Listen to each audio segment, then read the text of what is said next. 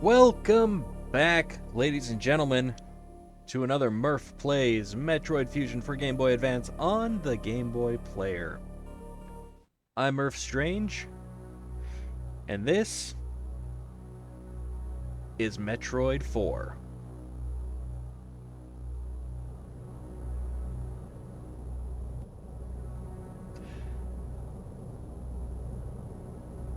So I was randomly off last week. Just kind of took an impromptu vacation. Don't worry, there's nothing serious or anything going on. I just was super exhausted after my kid being off from school for almost a week, and he's been having a bit of a insomnia lately, so like that really wore me down. I didn't realize how tired I was until like Monday or Tuesday, maybe even Wednesday.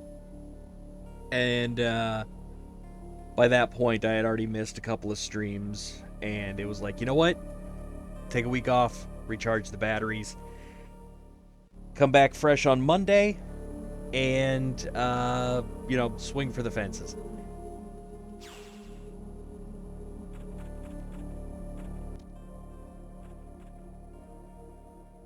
Yeah, I like that. That sounds better.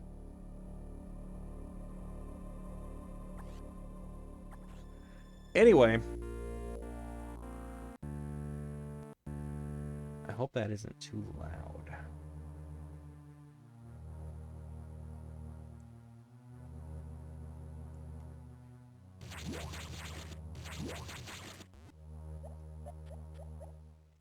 Okay, we have Morph Ball Bomb, we can jump, we got Space Jump, what else we got? Sorry, it's been a while since we played this. We're in Sector 4. Okay, we're in Sector 4. We must have beaten... Yeah, we beat the weird jellyfish last time, if I remember right. And that has brought us to Sector 4, and now we have to get over to there. What is our objective? Oh, engage Ceres. Ooh. Okay. No big deal. We got this. We got this, guys. We got this. Anyway. On my week off, I was doing some thinking. Because I have to. I have to do some thinking. Specifically about the future of my channel and what it is I'm trying to do here. As you all know, I'm not looking to become rich and famous or anything off of any of this. This is just a thing that I'm doing for the fun of it. Learning the software involved so that, you know, if the day ever came that I wanted to produce my own magic show or something, or, you know, anything of that type, I'd have the experience with the software that I'm likely to use.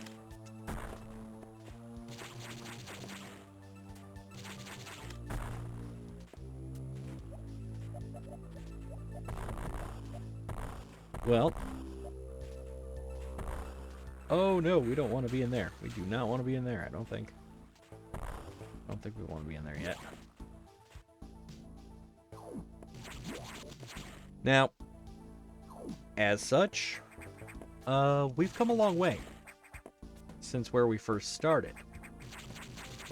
Well, maybe that is the way I need to go.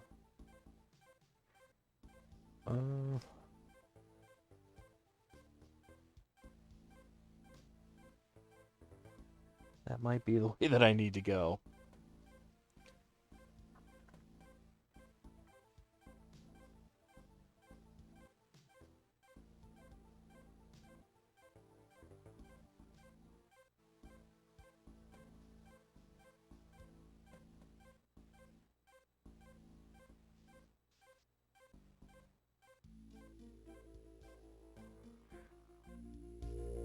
Okay, we do need to go that way.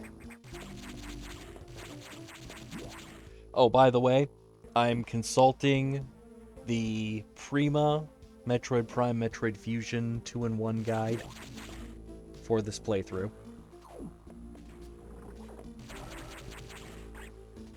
Because in spite of the fact that during my vacation, I did in fact beat the final boss on my other save file.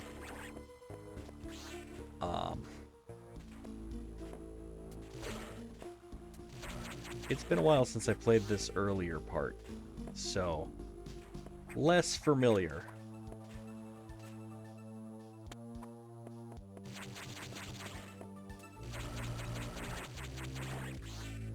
That said, I'm not super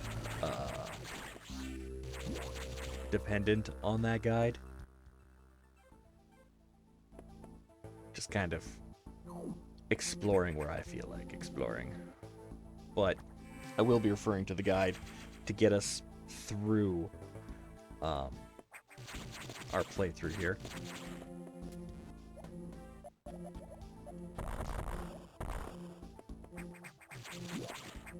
But anyway, thinking about the future of the channel. There are some things I've promised that I still want to deliver on.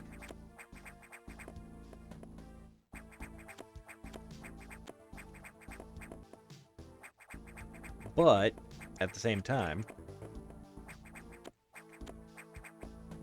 we have some changes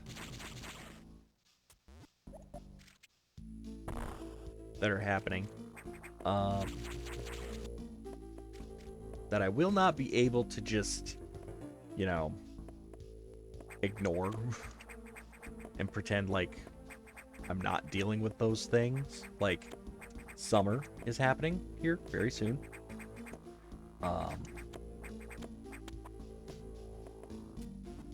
That means my son will be out of school soon. And much as I love the little bugger, having him around, he doesn't make producing content super easy.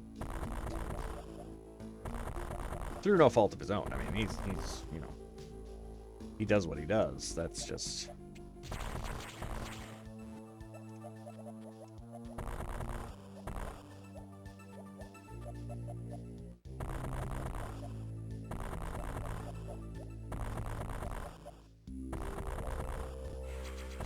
And he's a good kid.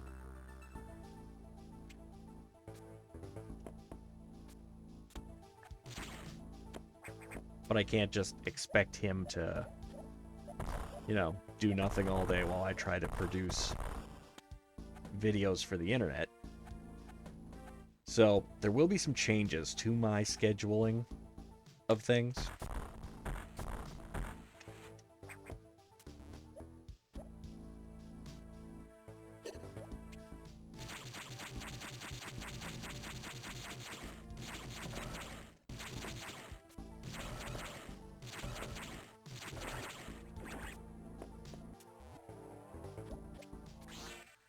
In order to facilitate him having days off from school.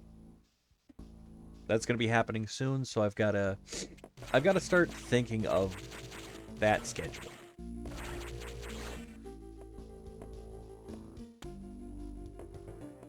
Also, there are some changes in the household that are bringing about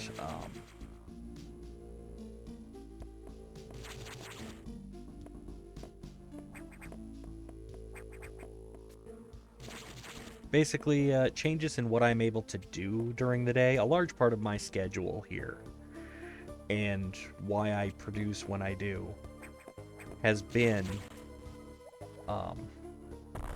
just because this is when I'm available. This is when I can do stuff. And I may have to adjust when I'm doing stuff. Because, well, for one thing, during the day, I'm no longer confined to the basement, essentially. For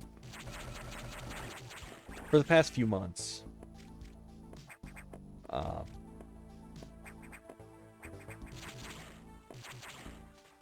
my mom's other tenant here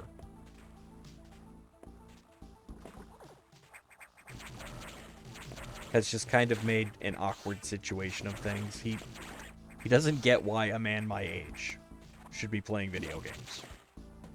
And like he's very judgmental of a lot of stuff without really having much information to base his judgments on. And can't have a conversation with the guy. Really cannot have a conversation with the guy without it being just super awkward. Well, he's leaving. He's getting his own place. So, like, I no longer have, have to worry about these awkward conversations if I decide I'm going upstairs to do something, anything at all. So I can get out of this basement during the day a lot more often.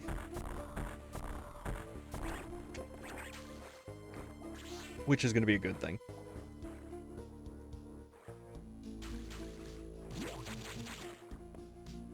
Absolutely is necessary because... oh, man.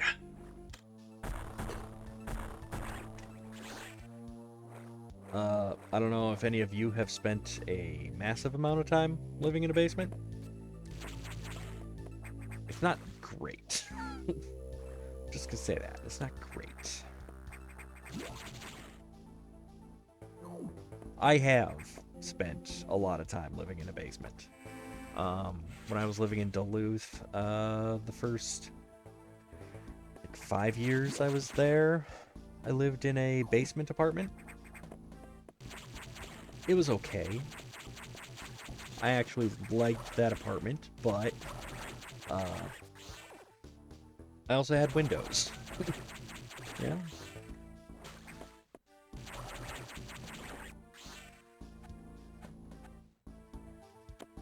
Here I have less windows.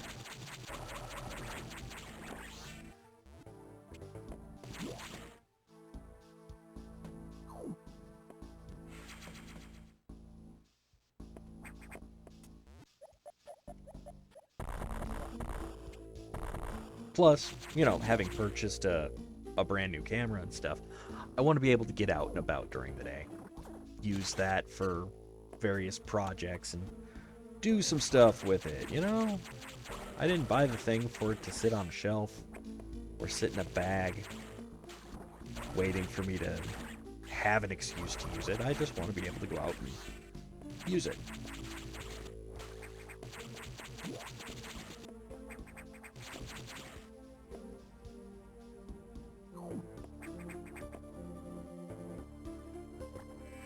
Now, I didn't necessarily have to wait for my mom's tenant to move out for this, but It is going to make things less awkward without him lurking about all the time.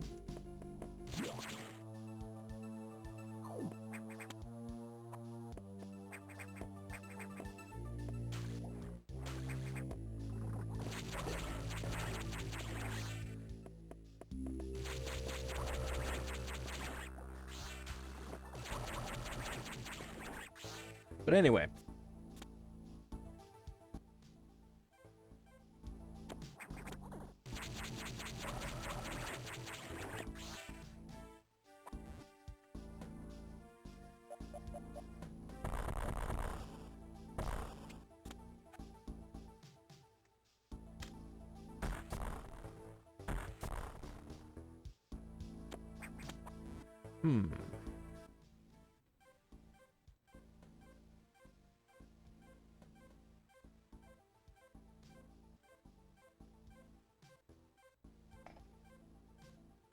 Gotta consult the map here.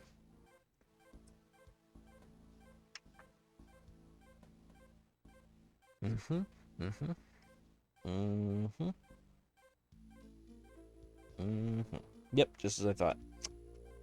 We have to come from that other save station over there. So.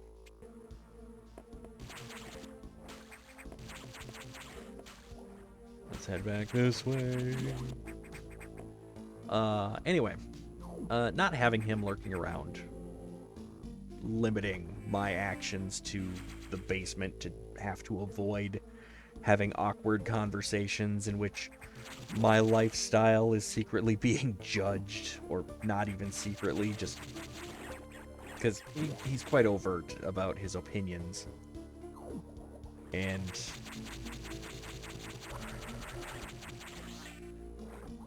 like, the guy is just, he bugs me.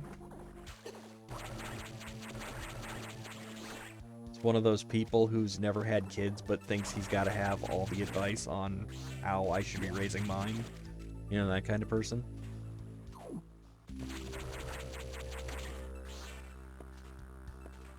It's frustrating. It is.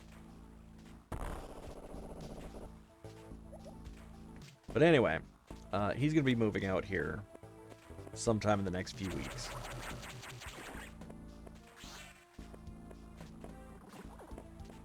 So I may wind up having to take some time to help with that. I don't know if I'm going to be required to help with that. But, like, if I am required to help with that, I'm okay with that, because it gets him out of our hair. I mean, anything I can do to move that along, that'll be nice.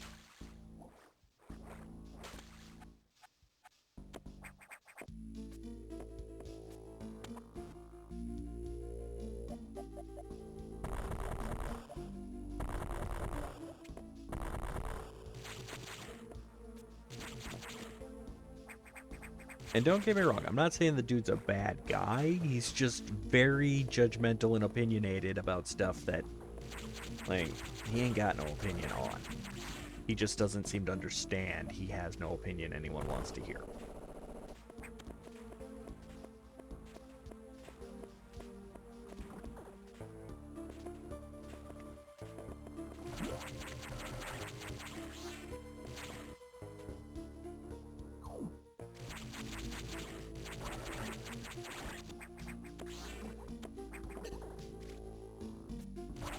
It's like telling me that, you know, a guy my age shouldn't be,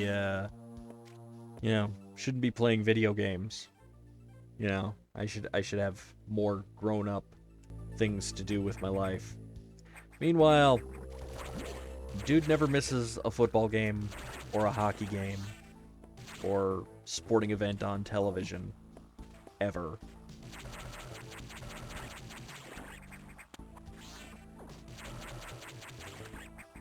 But if you ask me, that's probably more mindless than anything I'm doing. Don't get me wrong, if you're a sports fan, I'm not trying to, you know, be down on your, your interests. Because, I mean, I don't want people,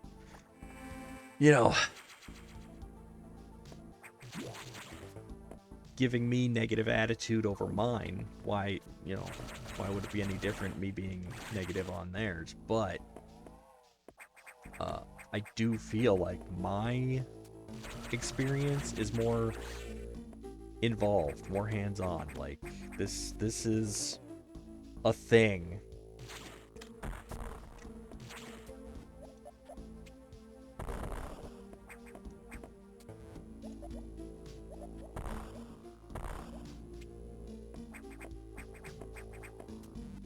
I actually have to think about what I'm doing here. I have to work on my efforts with this.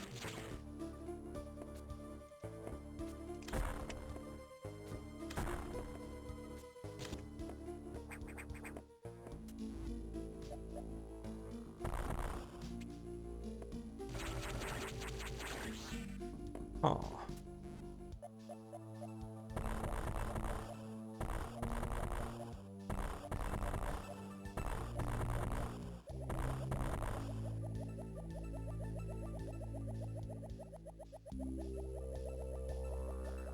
I feel like I'm missing something here.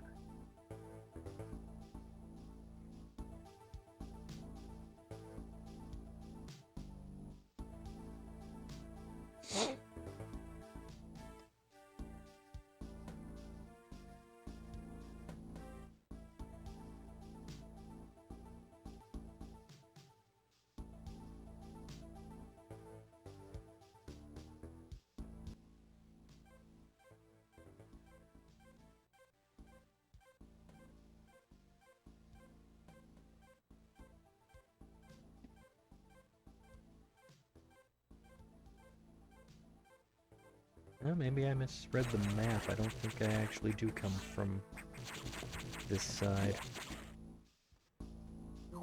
So anyway, I'm gonna have more working space around here to work with, because I'm no longer going to be confined to just, hiding out in the basement to keep from having to deal with, people in their stupid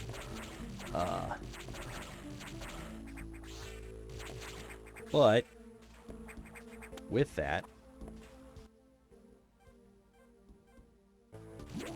comes a lot of what do I want to do with my time.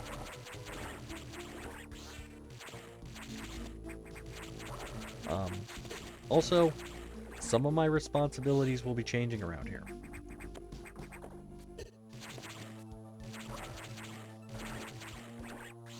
Because while he was here, he was kind of the handyman, essentially. Taking care of stuff like, fixing various things around the house, taking out the trash, that kind of stuff. Helping my mom out. That was in terms of his,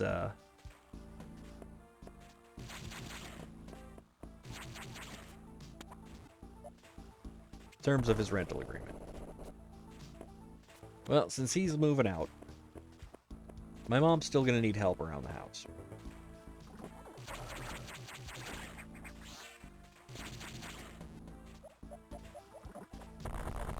Aha! Found it. I knew there was something else missing.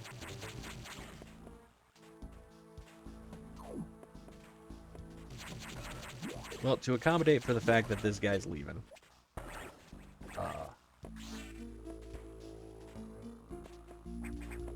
I'm gonna be lending a hand more around the house. But also, my nephew is getting a job. And he doesn't drive yet. So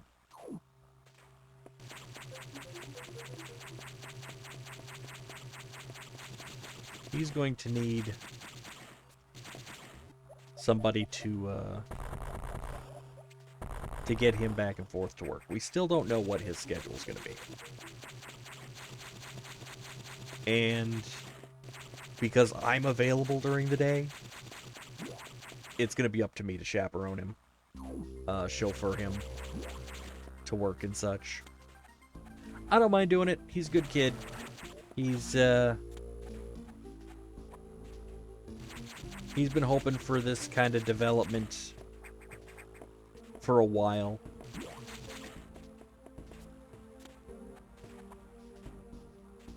It's good to see that he's finally, you know, getting something that he wants. Like every 15-year-old kid, though, he's just itching to learn to drive and, you know, have some kind of money in his pocket so that he can, you know, he can do the typical teenager stuff with his friends.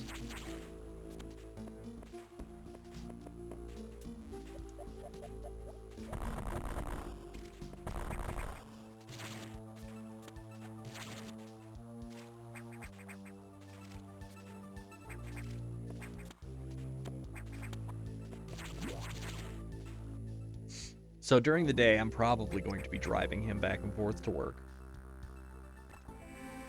Hopefully, I don't have to drive him around, like, a lot, everywhere, all the time.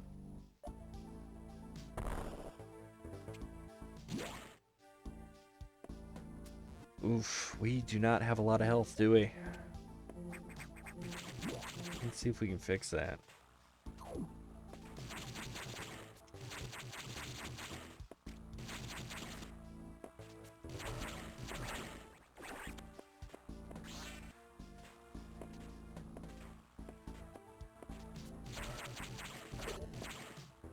Well, that's defeating the purpose of that.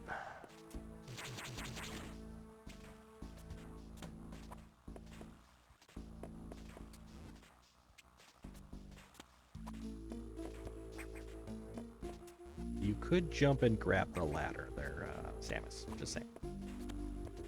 So, I'm gonna have a few more responsibilities during the day, which I'm fine with.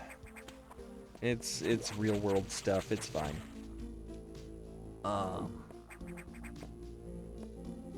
Might mean a little less time for my Twitch channel,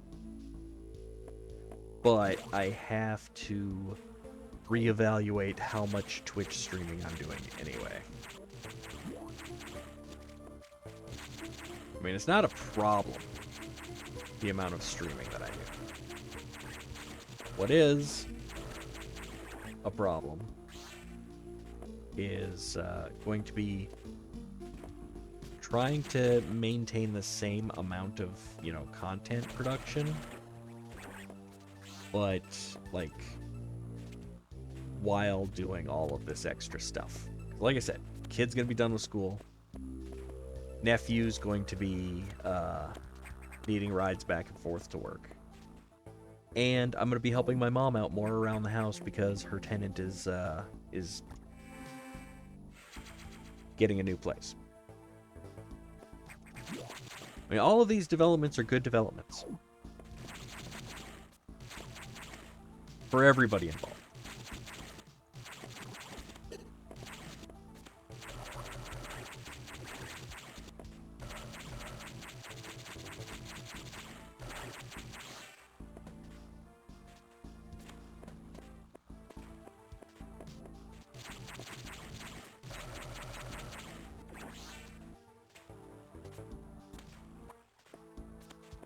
We've all been working very hard to get to this point. And so in the next few weeks, a lot of things around here are going to be changing.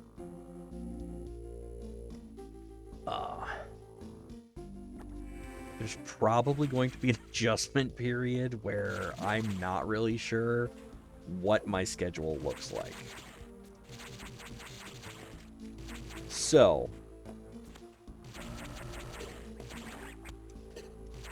if you find yourself a fan of my content, Just bear with me as we figure out how to proceed with all of these changes. I am not gaining any more health here, am I? No. Like, I just killed a bunch of things, but I got hit one time, and it took as much health away as the last several times I have done that weird little circuit that I'm doing to try to farm up my health. What the heck is going on here? Ugh. Now, my goal... Oh, see, there we go. There we go again.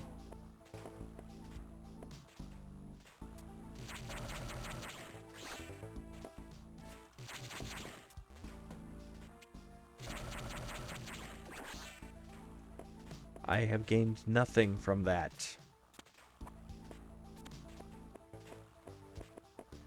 My goal is going to be to still produce 3 approximately 2-hour sessions each week. Game sessions. Or at least 2 of those will be game sessions. Because I'd still like to continue doing, like, franchise runs.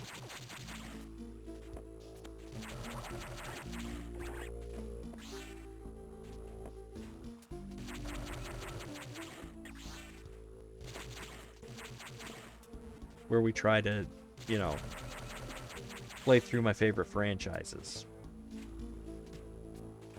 Like we've been doing with Metroid and Zelda. And yes, we're still playing through the Zelda franchise. We just took a break to play through the Metroid franchise. Though, after we do Metroid Fusion and Metroid Prime, we're going to take a break from Metroid for a while to play some more Zelda. Yeah!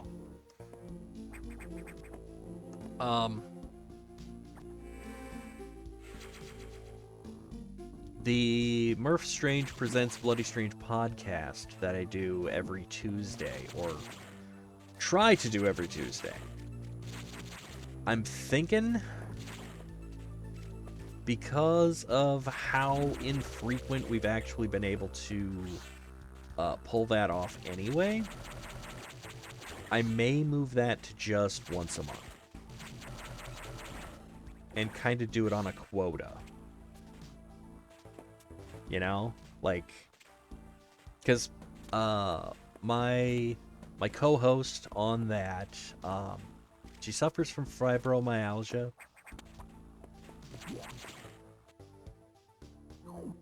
And can't always do, you know, the podcast thing every week when we've got it scheduled for.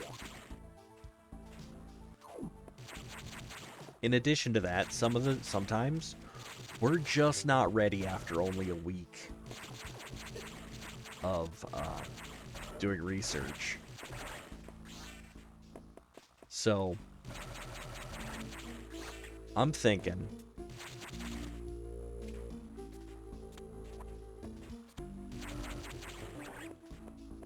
we do 1 episode a month. Or try to shoot for 1 episode a month. But with better production values, you know? Maybe dig a little deeper on some topics that deserve a bit more attention than what we're able to give them with only, you know, a few minutes of very brief Wikipedia searching.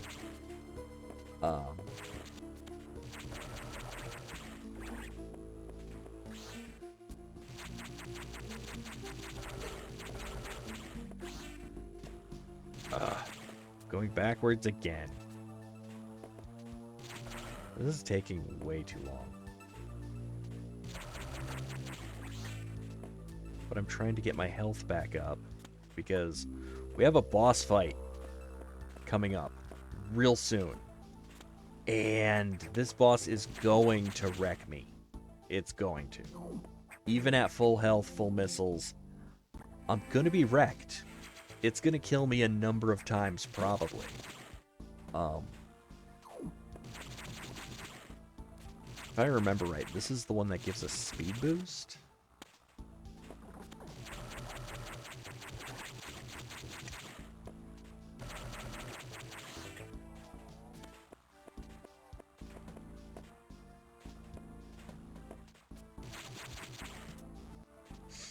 So, that's going to be a fight. But anyway, back to the topic at hand. With all these changes, the promises I still want to be able to deliver on is still do the franchise playthrough, still do a random game every Friday. Once we finish tinkering around with Breath of the Wild. Which, yeah, that's going to be just a couple more weeks of that.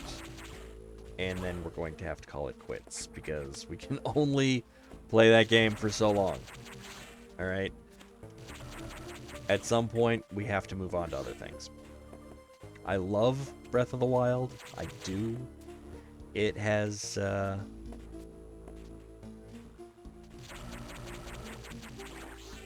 it has been an insanely fun game to play, and there is probably an endless amount of stuff that we could still do within that game.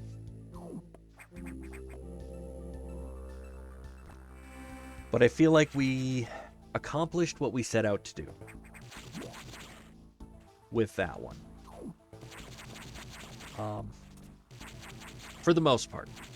I mean, there's still a couple things I wouldn't mind trying.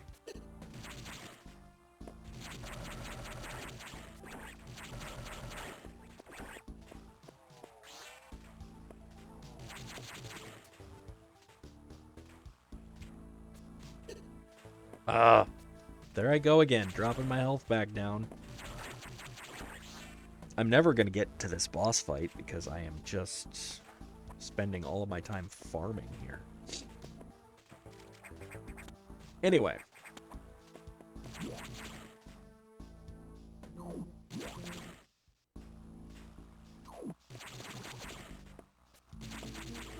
I've also been talking about bringing other kinds of content to my channel. For now, that's all on hold. It will still happen, but as for when and what exactly I'll be doing and what format that's all going to take, don't know. I have no idea. None. But I'm hoping by freeing up a little bit of my time during the day, by making it so that I can actually get out and do more, and I'm not just confined to the basement here so much, I'll be able to work on other stuff, like my photography, my filmmaking, my magic.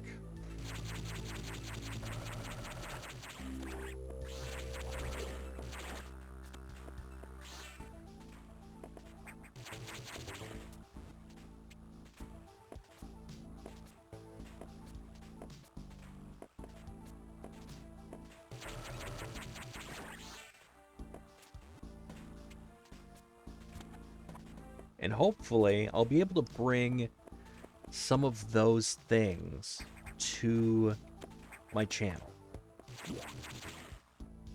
You know, explore some different mediums for storytelling.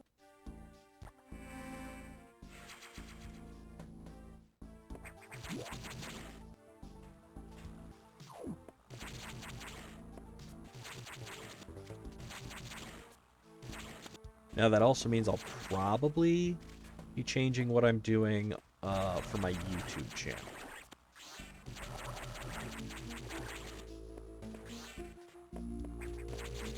Because right now my YouTube channel is just an archive of my playthrough videos and my coding sessions and the podcasts. All unedited, exactly as raw as it is broadcast originally. And it doesn't get me a whole lot of views or even any kind of audience because they're like, 4-hour-long videos that are unedited.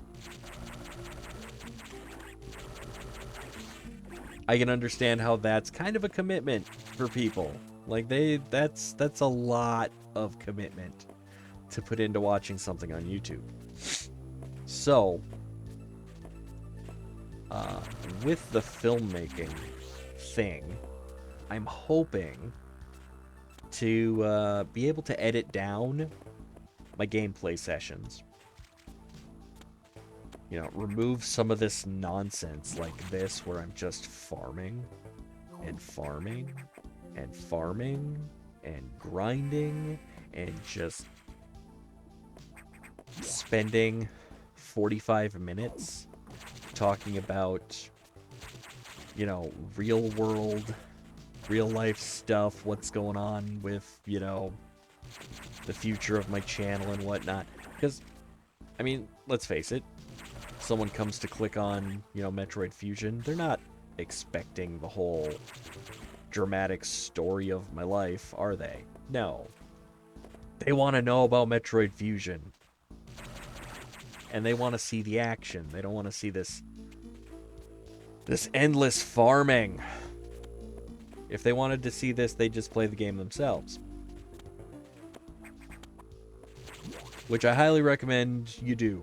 If you've never played this, go play it. Go play this game. This is a good Metroid game. It does get a little criticism for being a bit too on the rails, more so than past Metroid games where it's just like, figure out where you gotta go. How you get there, that's up to you. There's kind of a right way to do it, but, if you can figure out another way to do it, we're not going to stop. That kind of thing. With this one, they lock you out of places. A lot. A lot. Notably, and spoilers, cover your ears if you don't want to hear about endgame stuff this early in the playthrough. The entire stretch from the Ridley fight to the very end boss is entirely on rails. Alright, there is no chance of exploring to find like missile tanks or energy tanks you may have missed. Any of that, you have no opportunity for that.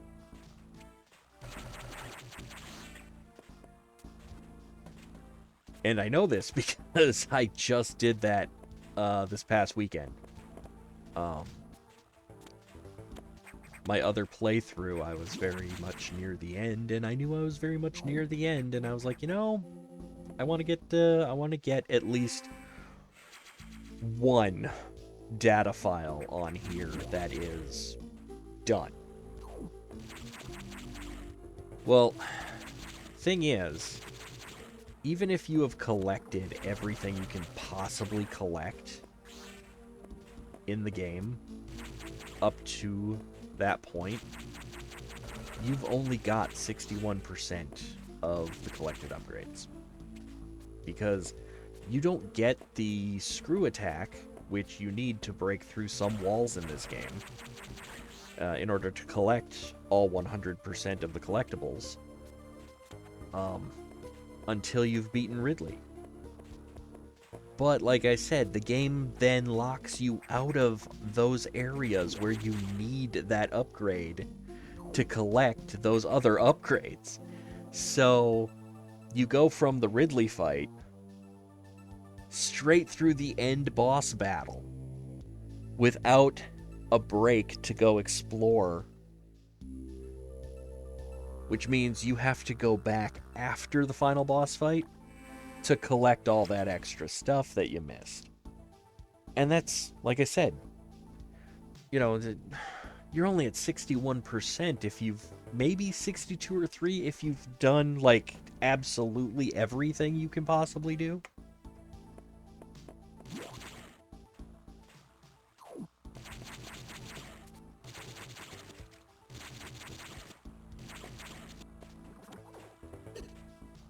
Again?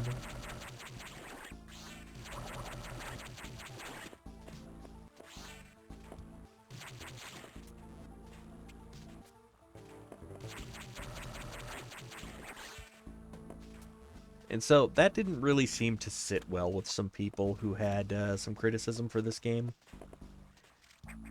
But in my opinion, you can't just do Super Metroid over and over and over again. You just can't. Super Metroid was amazing. Don't get me wrong. I loved it. I love the fact that they just gave you so much freedom to explore.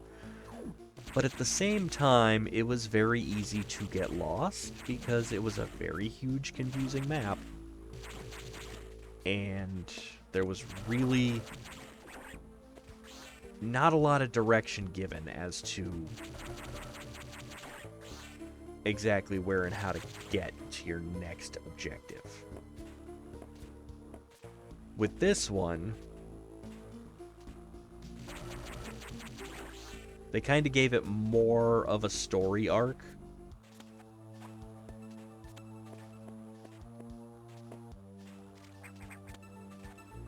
Not that I'm saying Super Metroid didn't have any story arc, because no, it definitely had some good story to it. It's just this one moves the story along quicker, packs more. Pack small, plays big. You know, is a term we use in Magic.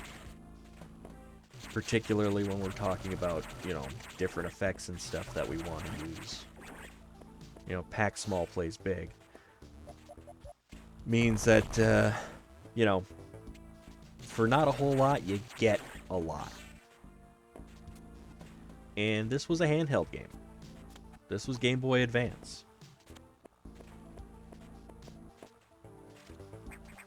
So this was on par with Super Metroid as far as, like, you know, graphic capabilities and whatnot. I mean, maybe a touch above. I don't know. I don't know how the Game Boy Advance exactly stacks up with the Super Nintendo, but I do know a lot of Super Nintendo games saw re-release on Game Boy Advance. So I'm thinking at least equal.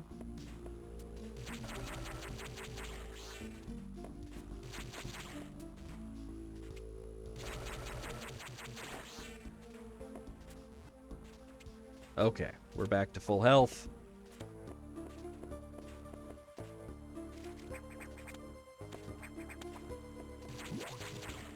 So, we're talking about a game built for a system that fits in your pocket. And it's attempting to measure up to the greatest entry in the franchise to date. Because, I mean, this is Metroid 4. Super Metroid was Metroid 3, and it was an impressive undertaking. It was also supposed to be the last one. This one wasn't supposed to happen, so they really needed to knock the socks off of anybody who might have anything to say about it. They needed to win over some people. And you might remember from my facts from playing Super Metroid. Super Metroid had its share of detractors, including the original producer of the game was not a fan until he played the finished product. Like,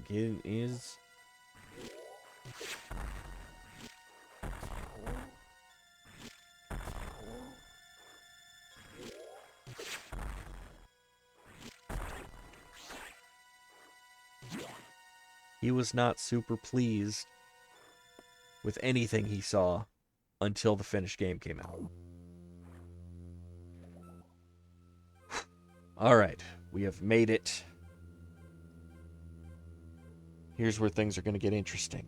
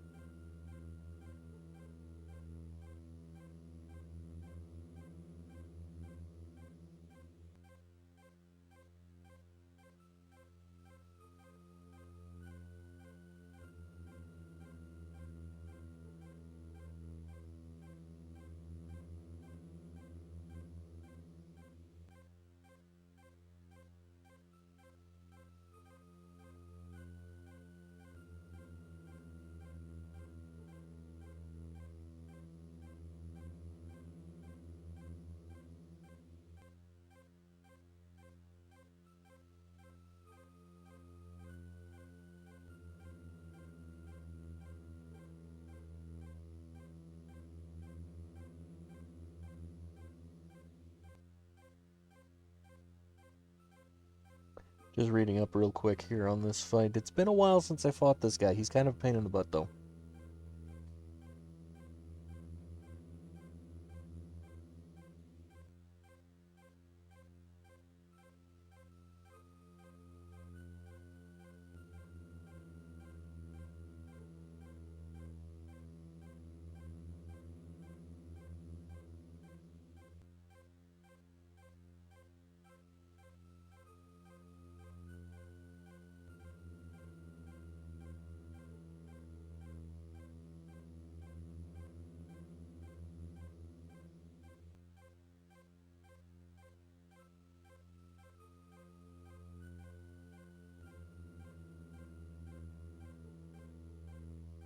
Okay. This is going to be a tough one. Not going to lie.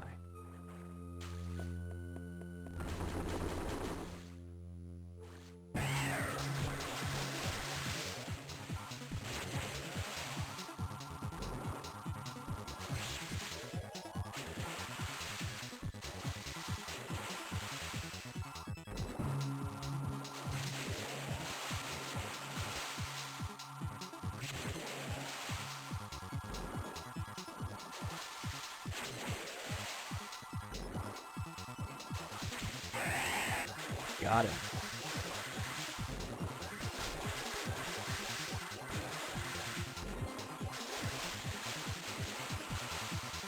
Yeah, we might actually be able to cheese this fight by hanging out right here.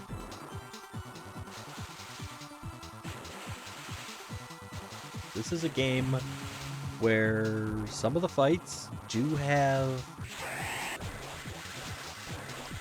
the ability to cheese them. And you might not be familiar with that term, but basically to cheese a fight, it just means you find a way to make the fight less dangerous for yourself. Okay? Almost like being able to put it on easy mode.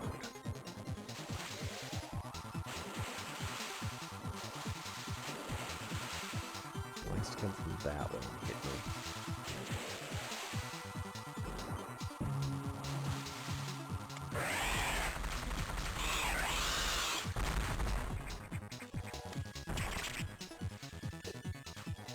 Ah!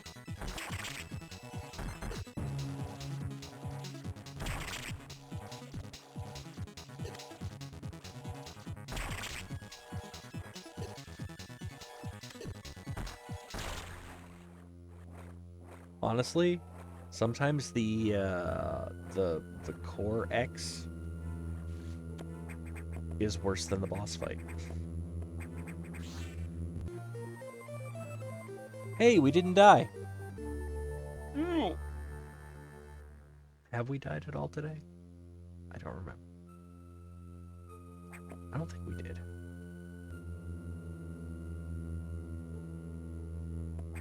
Well, we didn't die during the boss fight.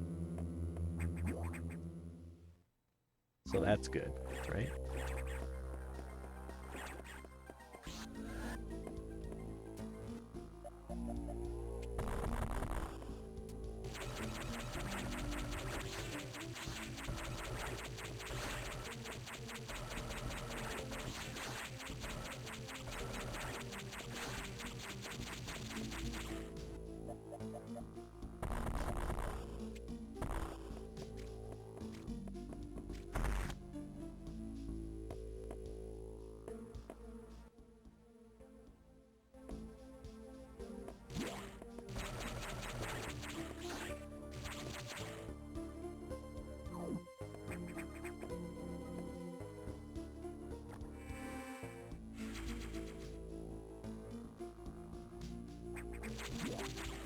Now, shine sparking in this game is heavily leaned into. Like, it's a real thing. I expect a lot of it.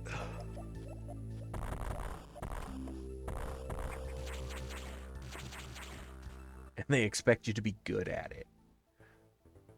I'm not usually very good.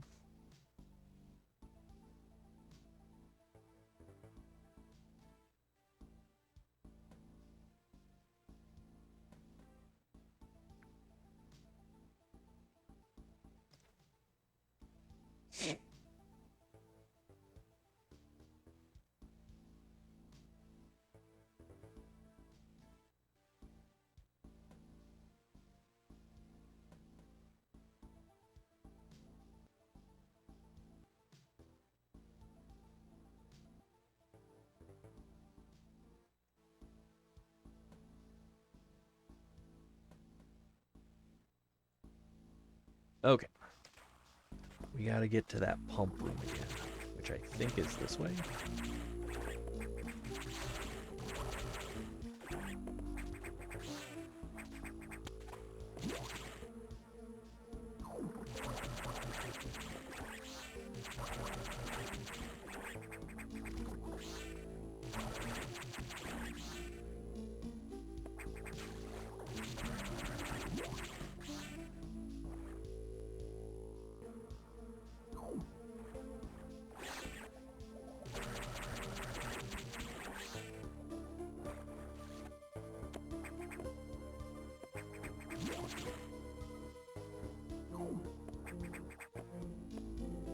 May have gone the wrong way. Yeah, I went the wrong way. I needed to go down, I went up. Anyway, yeah, so future of the channel. Still gonna provide a lot of the same content. Just not as much. Not as heavy. The YouTube channel will probably start being used for other things than just archiving my gameplay.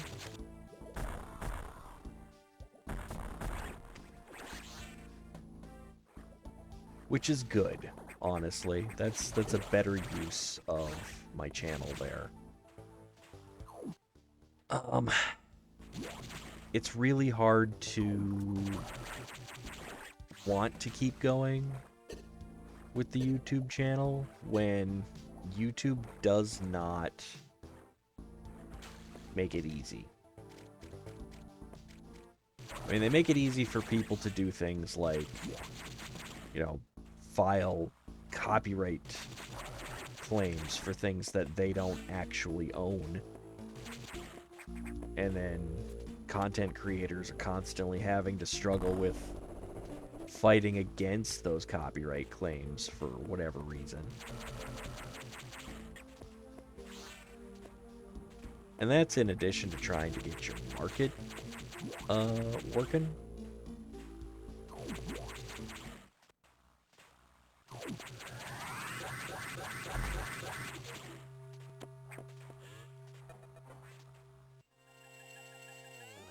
You know, being able to reach your audience. Get your videos out there to people who want to see it. None of that's easy.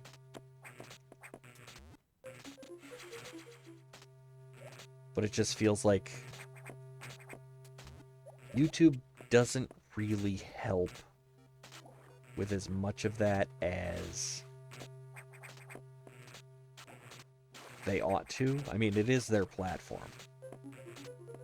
They should be making it easier for people to use the platform as intended. You know, but they don't. They don't. They're just, we'll provide the platform, you make the entertainment. I haven't opened red doors yet? Oh, that's because red doors are level 4.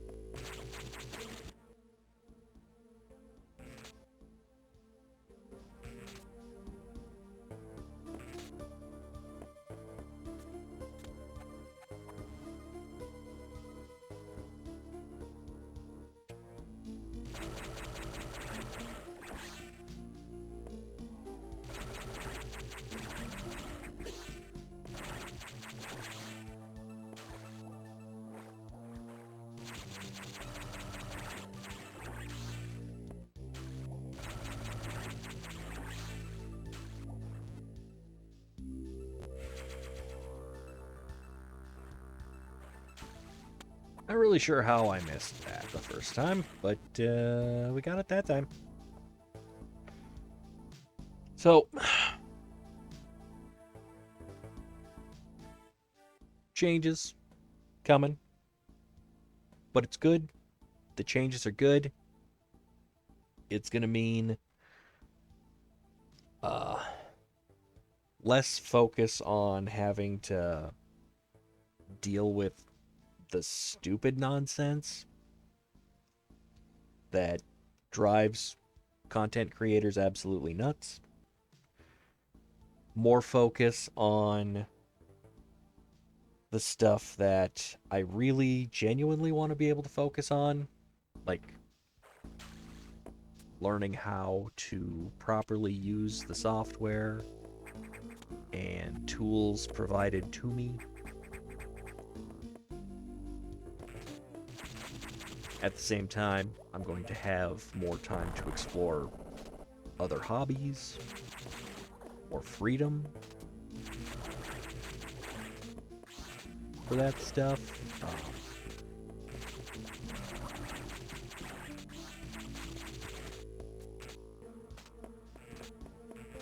And I'm hoping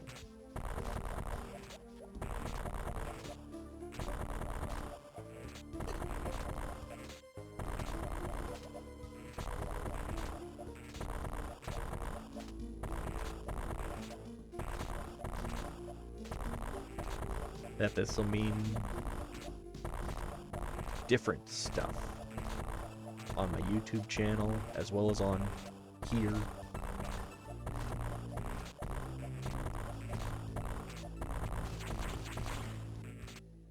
Okay. Oh, shoot. Okay, that's a death.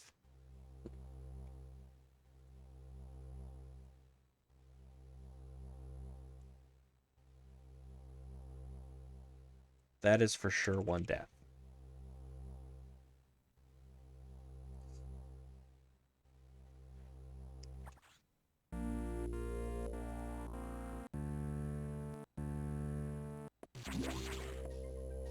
And at the same time, I'm hoping to still be able to bring to my channel the stuff people have shown an interest in. Because believe it or not, these Metroid playthroughs have actually been some of my more interesting content.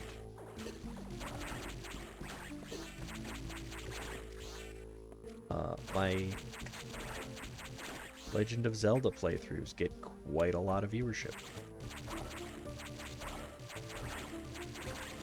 My coding sessions, I do get a little more interaction with those, but like the numbers just aren't there. Oh, what the heck? That's not right.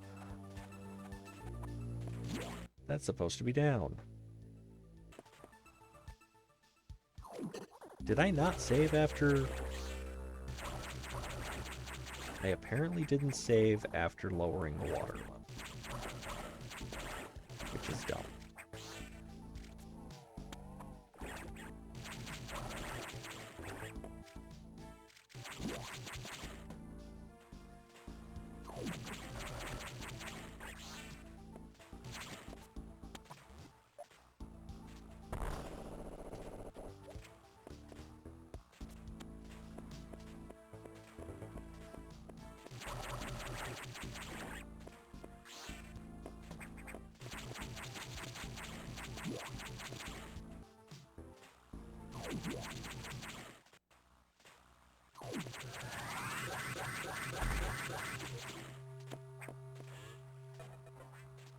Anyway.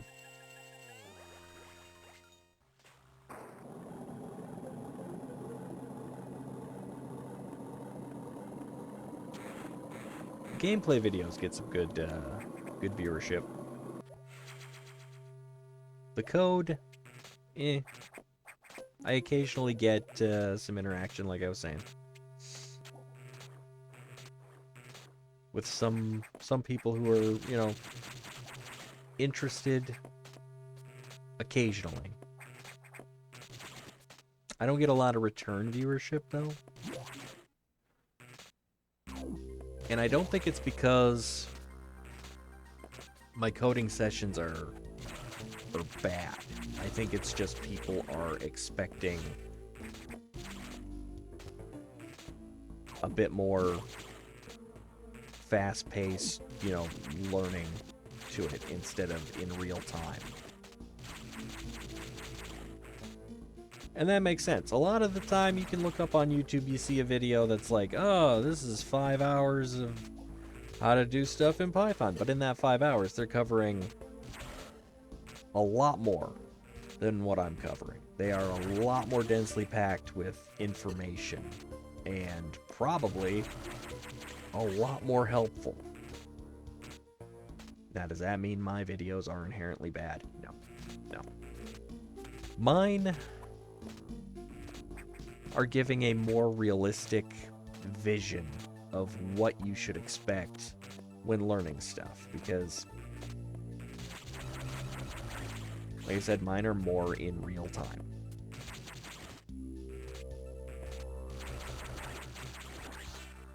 Sure. I'm still a guy teaching you stuff I already knew most of the time.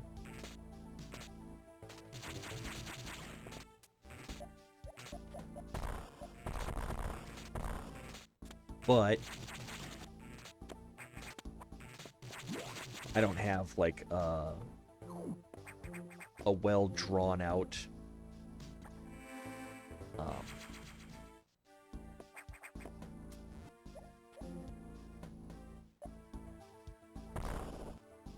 lesson plan or anything. I just have a general idea of the kind of stuff I want to show people.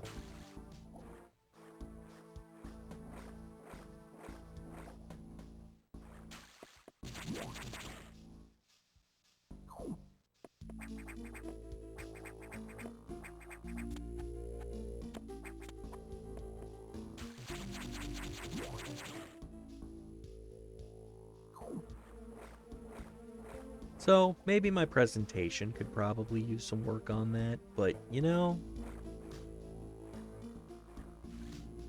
kind of like the way that I've been doing it. Oh, hey, Knitting Link. I feel like it sets the expectation better, you know?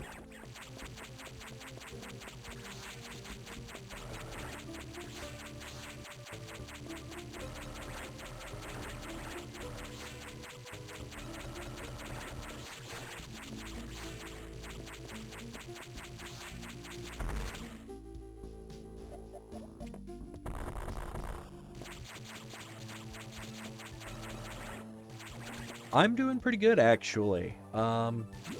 Took the week off, as I'm sure you and Ube probably noticed. I don't know that anyone else noticed, but took a week off. Don't worry, there wasn't anything seriously urgent or anything. It was just needed a little bit of a break after the Easter weekend and everything, and basically my kid being somewhat insomniac recently, keeping me up, caught up with me a little bit.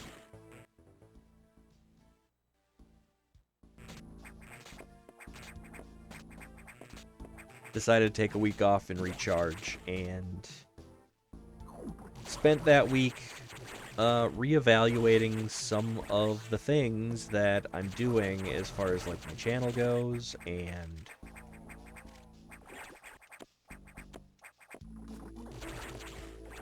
as I've been talking about here in the video so far in the session here, there's going to be some changes coming to my channel.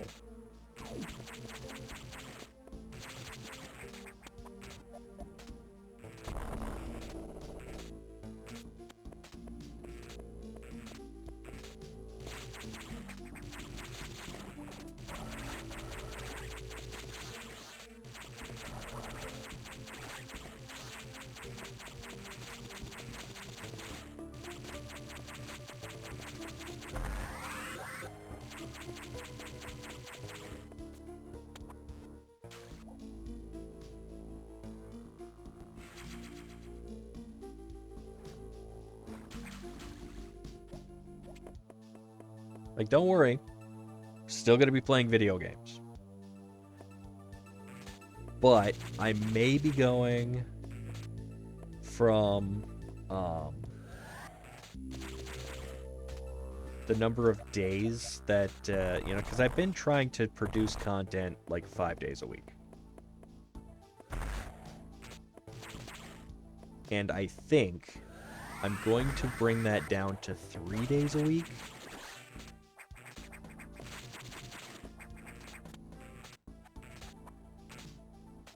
No, it's not going to only be Zelda. In fact, it's going to be, I think, anyway, a better mix of stuff. We're still doing the franchise playthroughs, but we're probably going to bring that down to, like, maybe 1 day a week, where we focus on a franchise game. And then the last day of the week, Friday, like I said, once we get off of Zelda, we're going to still do the,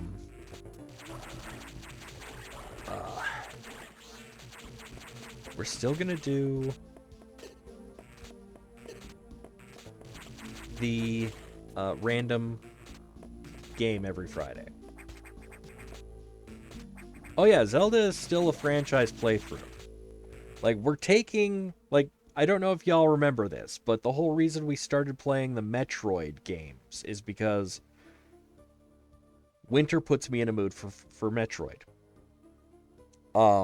And Zelda being the franchise that it is, it has a lot more entries for us to play through. So we can't play just straight through all the Zelda games. That's too much Zelda. Too much Zelda. But we have done the original Legend of Zelda. Hi, Ube. Welcome to the chat. We've done Ocarina of Time. Ocarina of Time was the first game I actually played for my channel.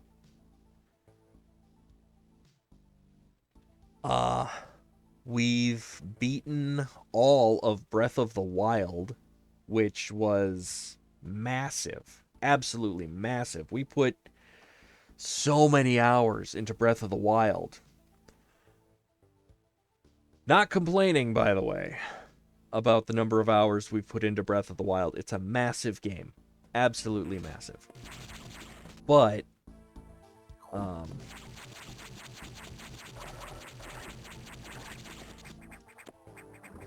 the sheer amount of content alone just from Breath of the Wild has probably been as much as the Metroid content that I've created for this channel now.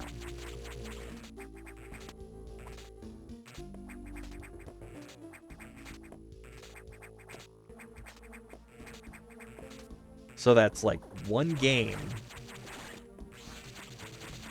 and an entire franchise. Now, no complaints. Like I said, I love Breath of the Wild. But genuinely, that's a lot. That is a lot. So, my hope is,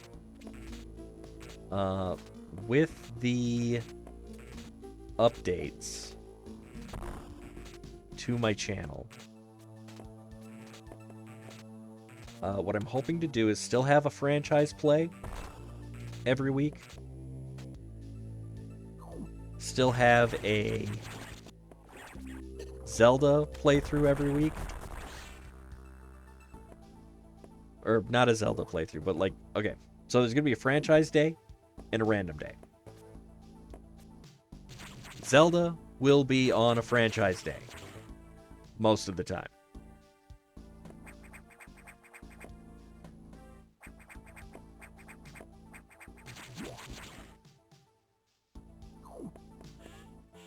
Till we've played through all of the Zelda games anyway.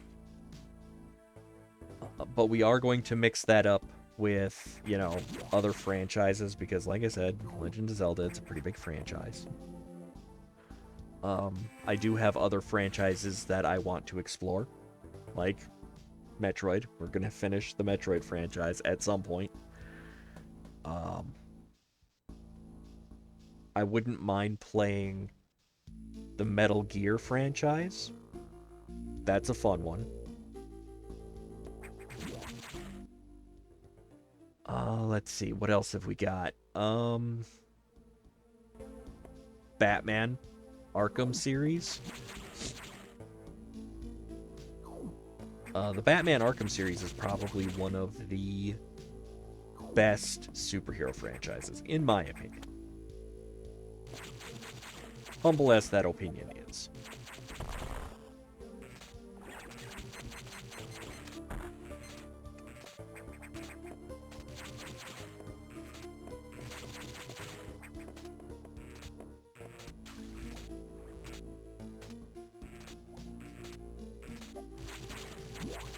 So we've got plenty of content,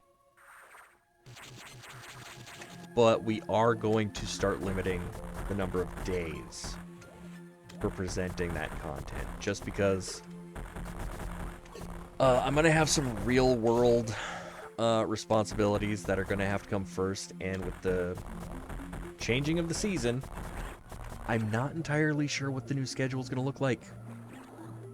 I don't know. I just don't know.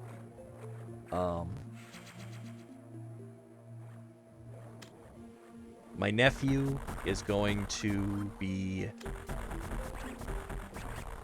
working. I'm going to be driving him to work.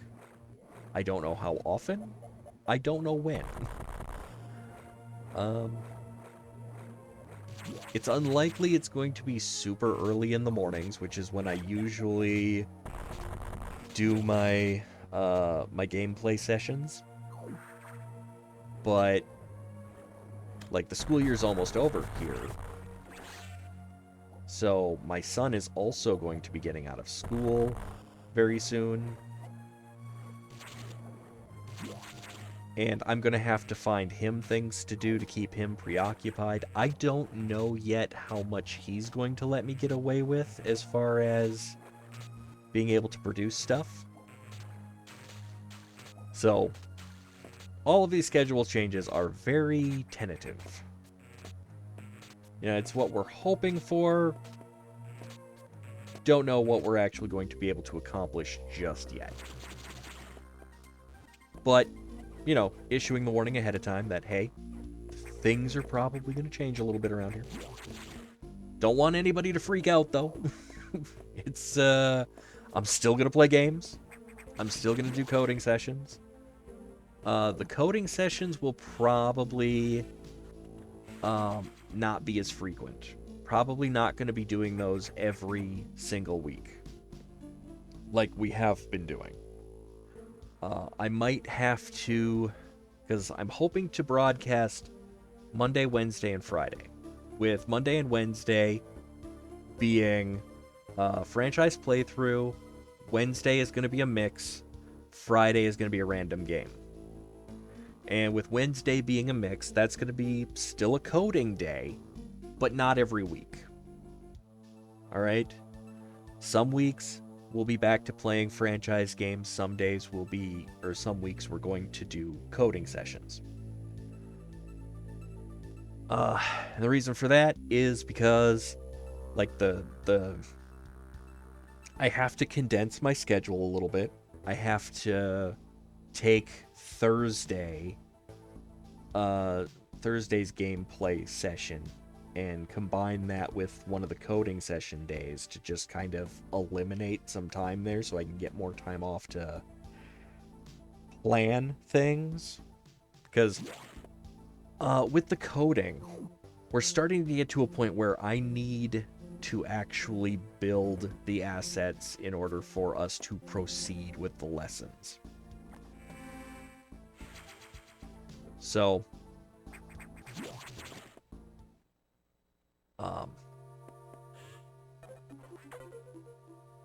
but, like, there's a lot of things going on. A lot of things. So, to recap all of it. As you all are aware, I'm living in my mom's basement. She does have another tenant, but that tenant is moving out. And, like, this is a good thing.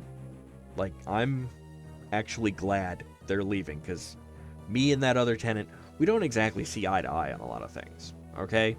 He thinks it's weird that I'm almost 40 years old and I still play video games. A lot of the time. Like, this is not a hobby that he thinks a man my age should have. I mean, he sits and watches sports, like, all the time.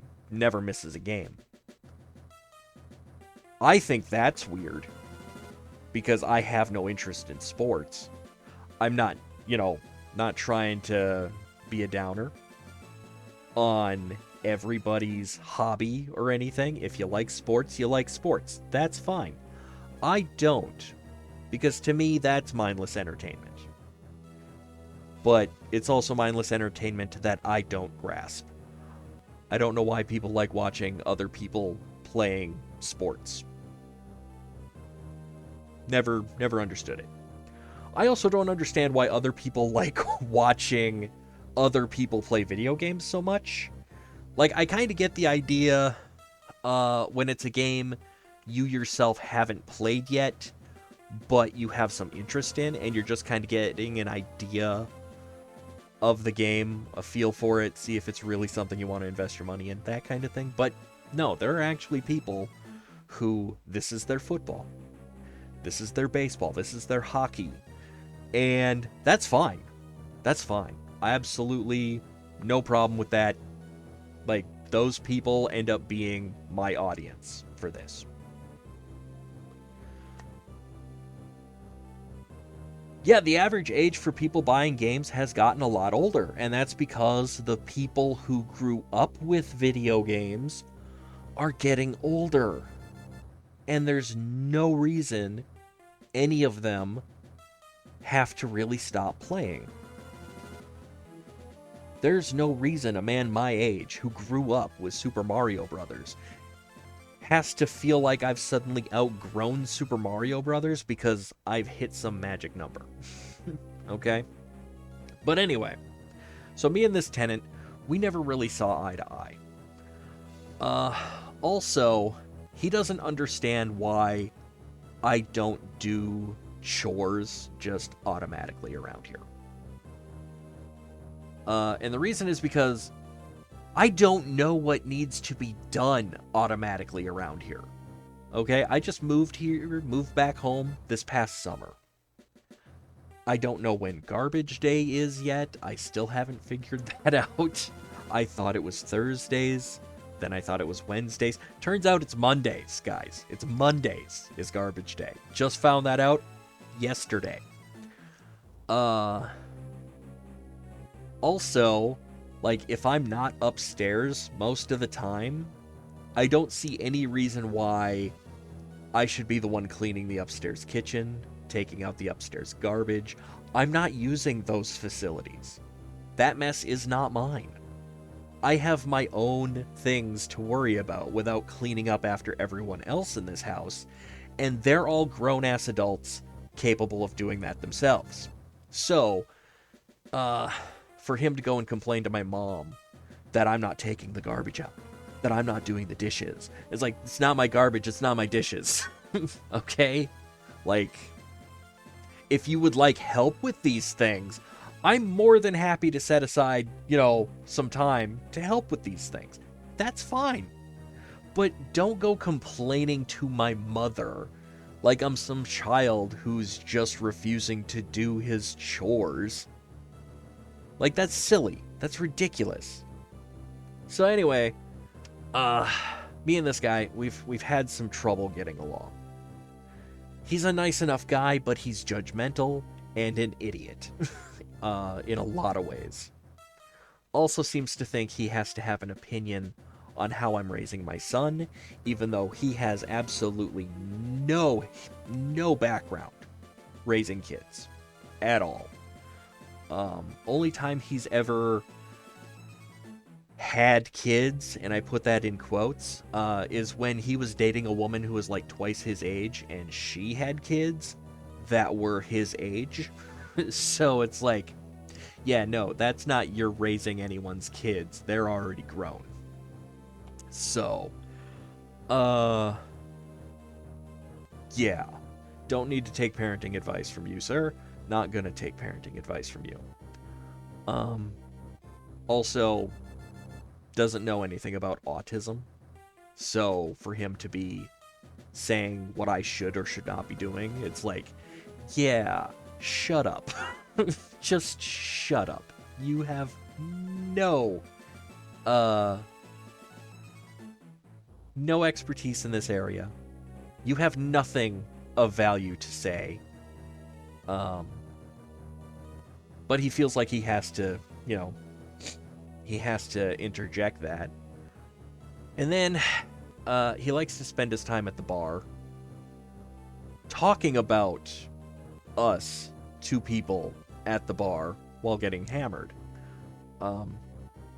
He can't hold his alcohol, and he's often spouting off at the mouth about stuff he doesn't understand. So, me and this guy, we have not had a great relationship. So, him moving out, far as I'm concerned, like, sayonara sucker. But he does a lot for my mom around here. Helping out around the house, fixing things, that kind of stuff. So, with him moving out, and also with my nephew getting a job this summer, I'm going to be helping her out. I'm going to be driving my cousin around, or my nephew to his job during the day. That's probably going to mess with my schedule a bit. In addition to that, wanting to produce better content for my channel, I'm gonna want days where I can just plan for my next stream, whatever it is, coding session, gameplay session, whatever. Um, so streaming 5 days a week, probably not a rock solid plan for all of this stuff that's going on and all of the changes I would like to be making. In addition to that, my podcast host, her fibromyalgia does not seem to be allowing her to do a weekly episode. So we're probably going to dial that back to once a month and set that as our quota, with really no dead set it's going to be recorded on a Tuesday or it's going to be recorded the first Tuesday or anything like that. It's just, we're going to try to get an episode out a month. When it happens, it happens.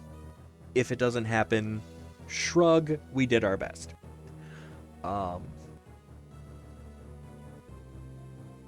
It is what it is. But I feel like that's going to free up some time. Plus, we'll be able to put better production quality into the stuff we're actually producing. With my newfound freedom, because my mom's tenant moving out is going to grant me greater access to the rest of the house, because when he's home, I'm basically just confined to the basement to avoid awkward conversation with this guy. Once he moves out, like, I'll be able to use that kitchen facility upstairs that's way better than what I'm working with down here. I'll be able to get out more, have use of the yard.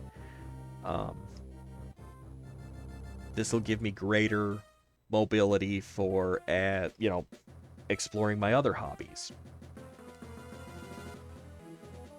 Oh yeah, it's definitely going to be worth it, because the extra chores really isn't going to be all that much.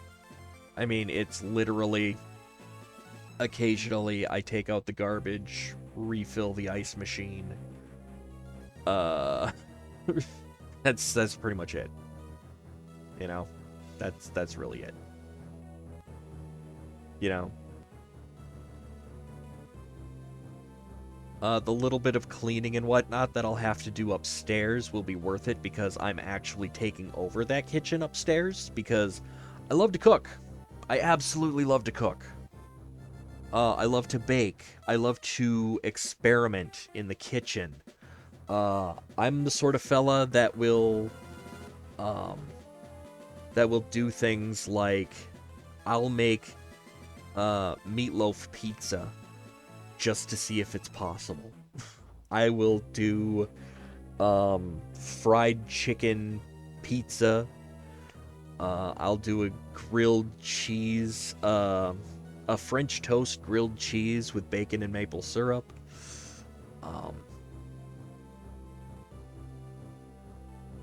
I make my own tortillas. At the start of the pandemic, I learned how to make biscuits from scratch. That was fun. I know a lot of people decided that they were going to learn how to make sourdough from scratch. I decided to learn how to make biscuits. Set realistic goals for yourselves. Just saying, sometimes it's easier to start small. But I like to explore in the kitchen. I like to experiment. I've been kicking around a brownie recipe, tinkering with it here and there when I have the opportunity to. And while I do have a little kitchen down here in the basement that I've set up, it's nowhere near as well stocked and equipped as the one upstairs. So having access to the one upstairs is going to be a game changer for me. It's going to be amazing. And using it, yeah, I'm also going to be responsible for keeping it clean. But that's what comes with the territory, okay? What I won't have to deal with is that other tenant wandering around, being underfoot, being very awkward and judgmental and annoying and just in the way. So, it's gonna be nice. It's gonna be nice. It's gonna be real. It's gonna be so much nicer.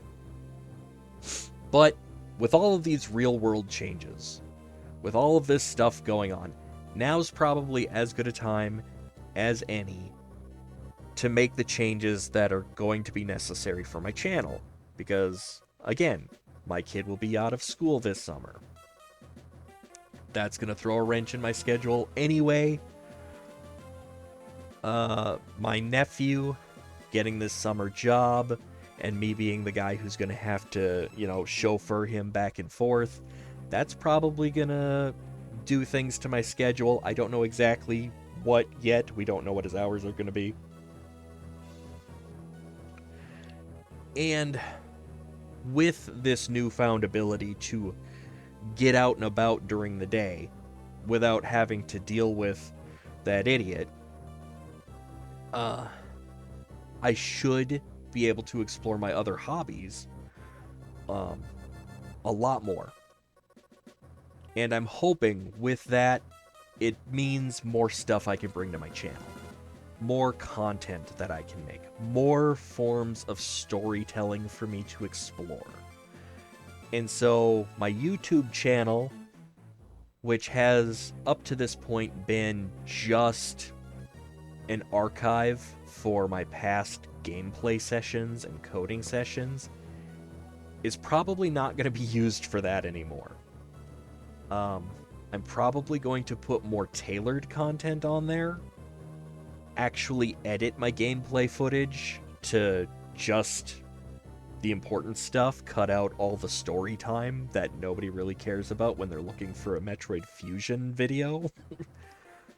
If it feels like I'm talking about specifically this session right now, yes. Yes, I am, because we sat on this pause screen for so dang long just talking about what's all going on. Like, nobody's going to want to sit through that if they're looking at an old gameplay session because they're looking at how to fight, that boss that I just beat. I spent the first, 40 minutes of this video just grinding for health before the boss fight. And I feel like people aren't going to want to sit through that. They're going to want to get to the action, and I don't blame them.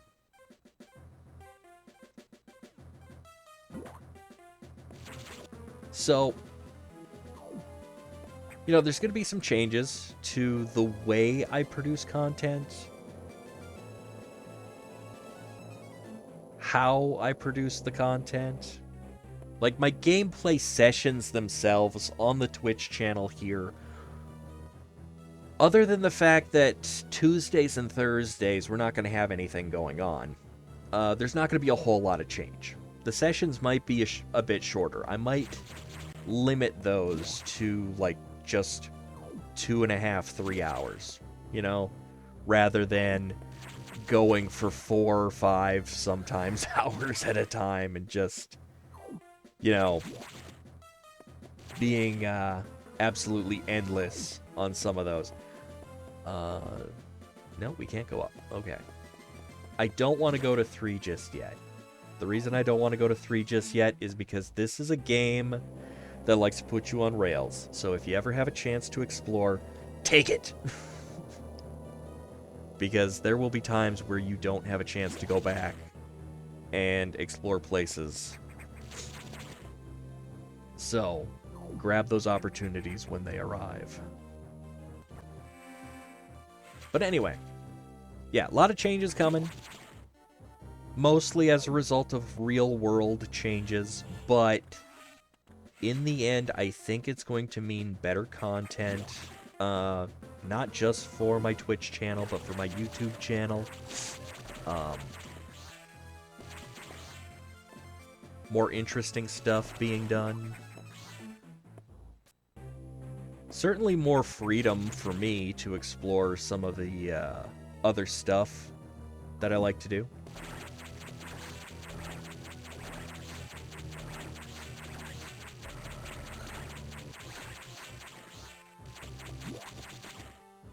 Which in turn means we're going to have probably a lot more changes visually, I'm thinking.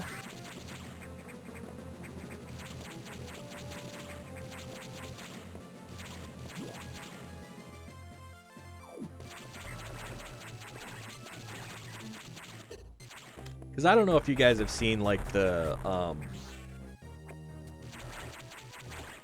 banner on my channel.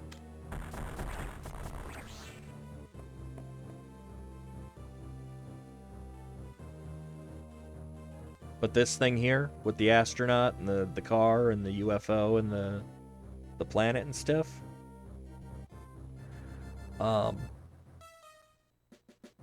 that's a little Photoshop creation that I did. And actually, it's not Photoshop, it's GIMP. Like, I do a little bit of that. Just a little bit. I'm not, like, some expert, you know, at Photoshop or anything like that. But it's something I'm hoping to do more of.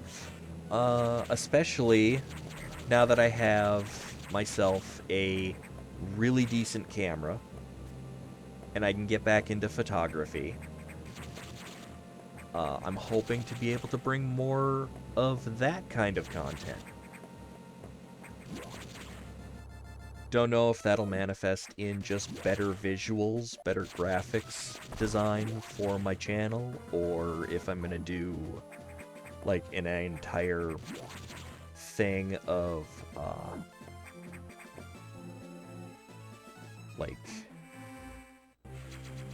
you know, do an entire tutorial session on graphics. I don't know, maybe. I mean, I'm probably not the best source of information on graphics. I spent a good part of the past week designing sprites for the video game we're going to be making in JavaScript. And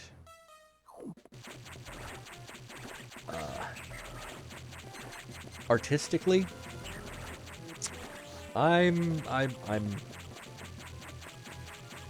well, I'm no artist. I'm not an artist at all.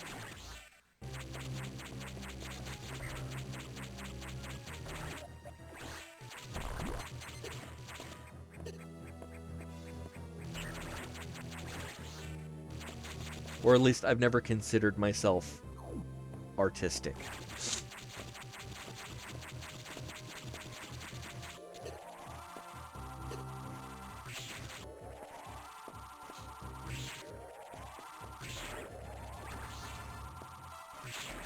People may disagree, but, I mean, everybody I know who actually does consider themselves an artist has, like, way more talent than I ever will.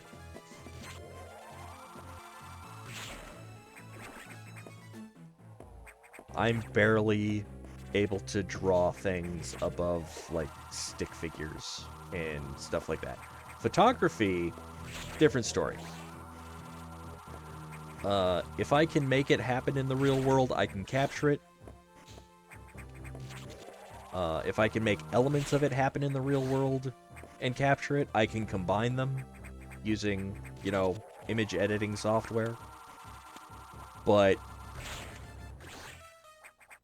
actual creation of images and graphics, that's never been a strong suit for me.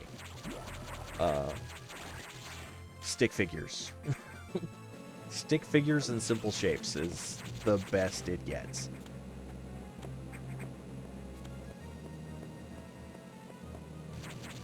Which is why I am always open to any, like, artist wanting to do any kind of collaboration. Like, if somebody out there has an art style and they'd love to see it translate to a video game, yep, let me know. I will be more than happy to give it a shot. I can do the code work. and I am more than happy to do the code work. Musically, I have absolutely zero talent. Not for lack of trying. Heck, I even hung out with a garage band for, you know, the entire semester that I took off from college. Probably one of the best times I've ever had. But did I learn anything from it? No. No, I did not. Musically, I have no talent.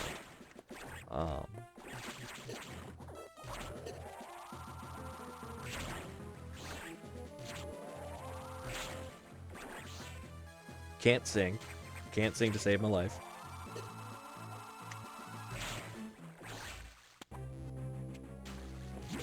I accept these limitations on my abilities.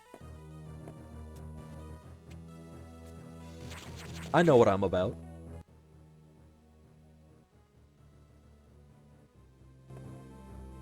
But, photography, filmmaking,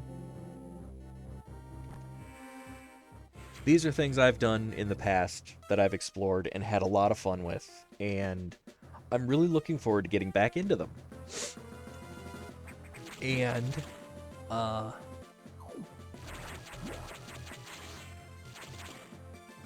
with the new access to everything that I'm going to have once that tenant moves out, because I'm no longer confined to the basement for the avoidance of awkwardness.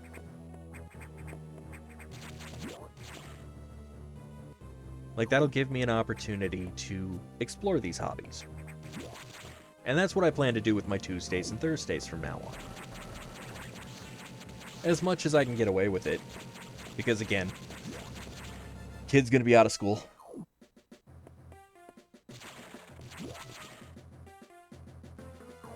So, lots of changes coming. But as for what it means for you guys watching, I mean, Thursdays and Wednesdays are going to be some weird hybrid combination where every other it's going to be a coding session. Instead of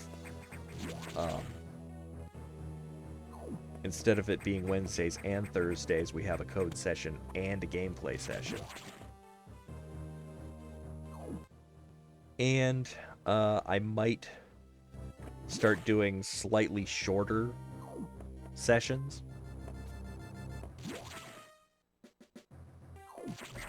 I may also change the broadcast time. Not drastically. I don't imagine it's going to have to change a lot. Okay, you were just...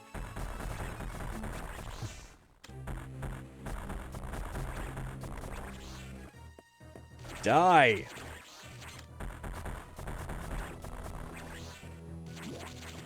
There we go. Like, I might start an hour later, or I might start an hour sooner. I don't know.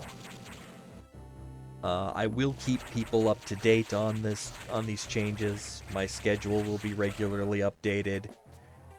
There may be a trial period there where I'm trying a different time slot for a short while, and then go back to, you know, a different time slot, you know, because it wasn't working out or something. I don't know. This is still my first year doing this whole streaming thing.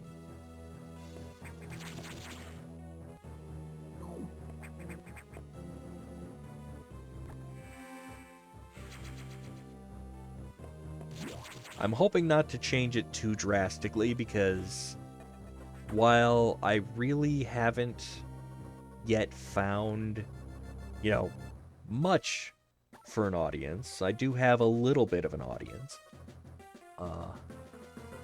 I'm not looking to make it complicated for the people who do know when to find me, you know.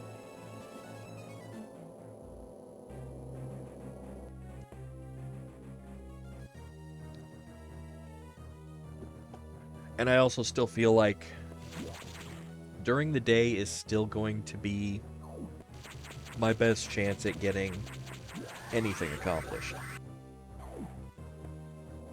Might not be much, but still going to be my best chance.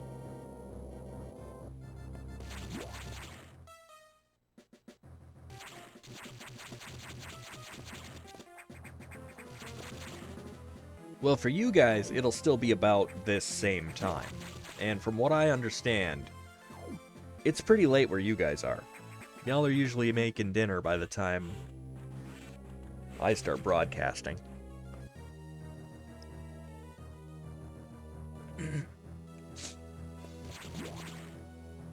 Like, I don't know if y'all work night shift or not, but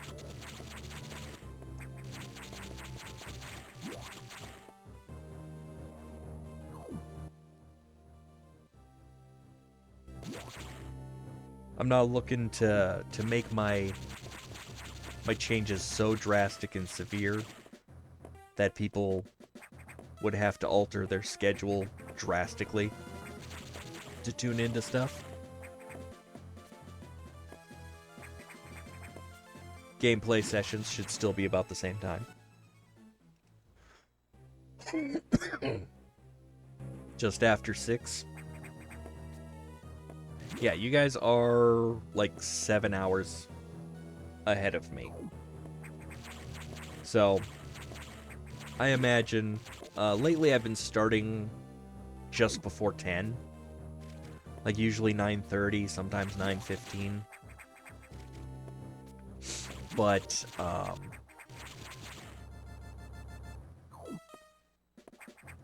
might do like 10 or 11. Maybe. For the start time. My schedule right now says that I start at 10. But I usually kick off early just because I'm impatient. But when the kid is out of school, I'll probably sleep in a little bit. If I can get away with it. If he lets me.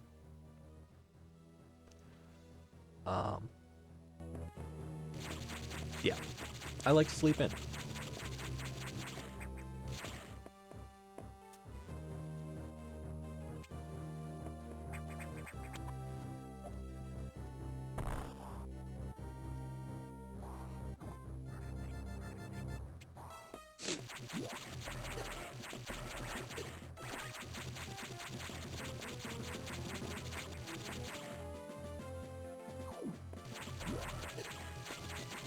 You know, I know a lot of people who used to do that where I worked when I was working in a call center. At least until they were able, or no longer able to do that, because the boss decided, for whatever reason, letting people off of work early on a Friday just wasn't gonna fly anymore.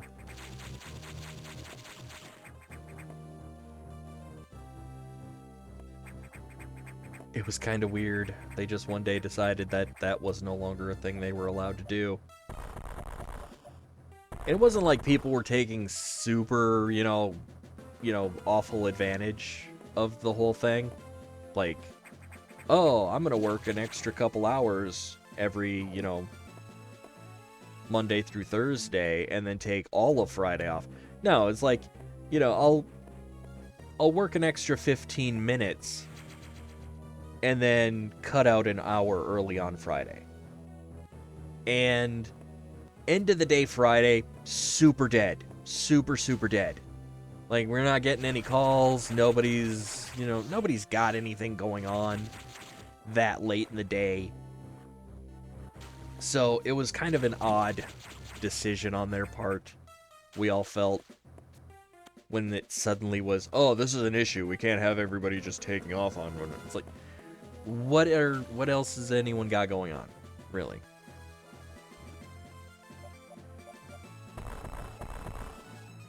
Aha, I knew it.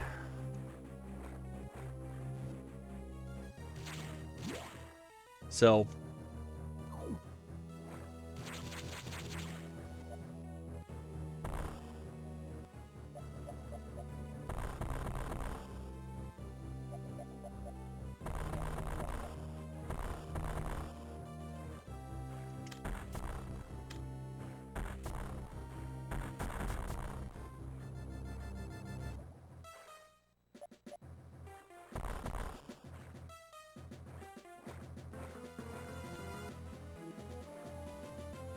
There we go.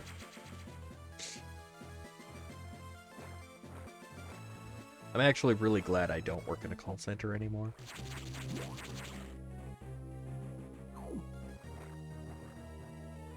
And anyone who does work in a call center, I feel bad for you. I really do. If you enjoy it, I feel even worse. Like, I am sorry, that is what your life has become. Call center work is just... Ugh. It was awful when I did it. Absolutely awful. I put up with it for far longer than I honestly should have.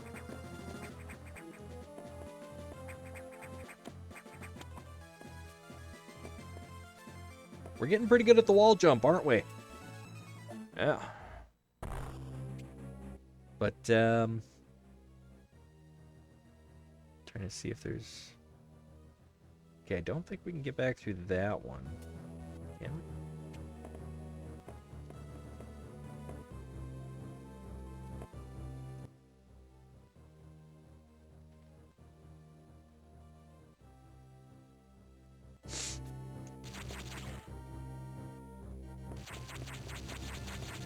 I feel like we've been this way, and it did not go great.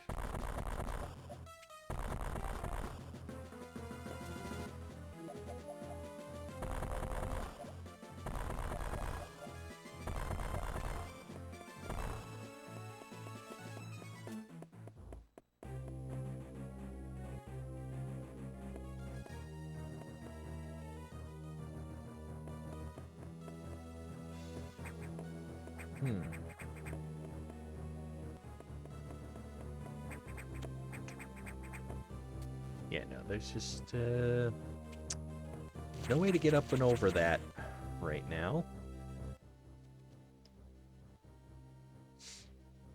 Not with my skill, anyway. Let's try down one more. That one's broken. Yeah, no, that cuts off every advance that way that we've got going on. So, I'm going to call this explored for now.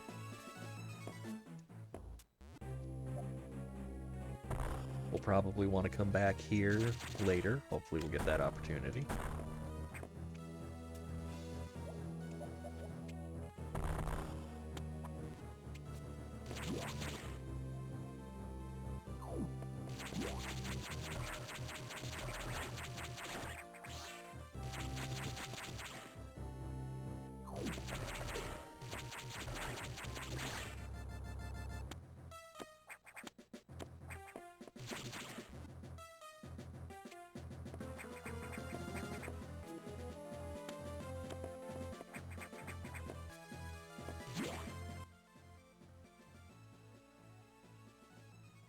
Alright, looks like we've been everywhere that way.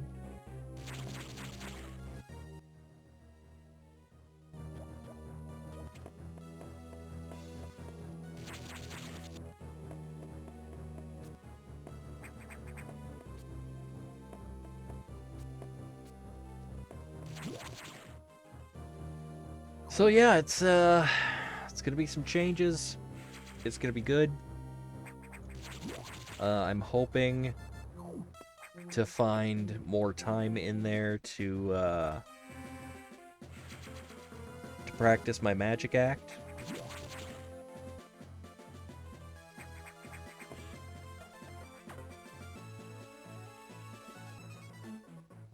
No, we don't care what the mission objective is right now.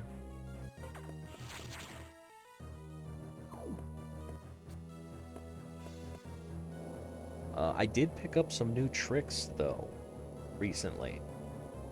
And I'm working on those. Those are going to be a lot of fun.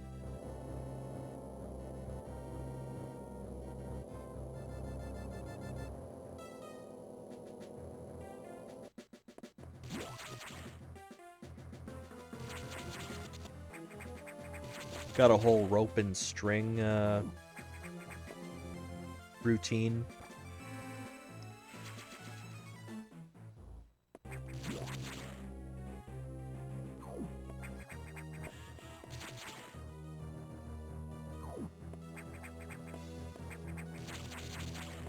plus an entire encyclopedia of other rope tricks. I feel like we've already explored this one, haven't we? Yes, this is where we came from. This is where we started. We've already been here.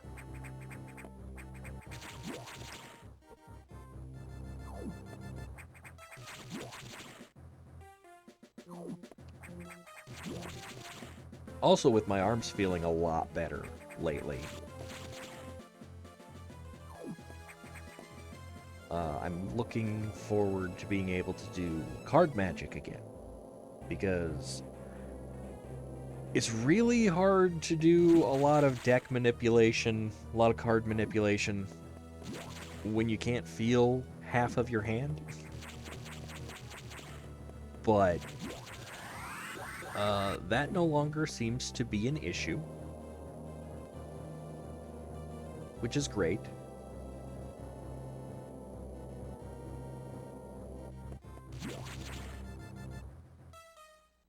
I have a lot of fun with card tricks. I really do.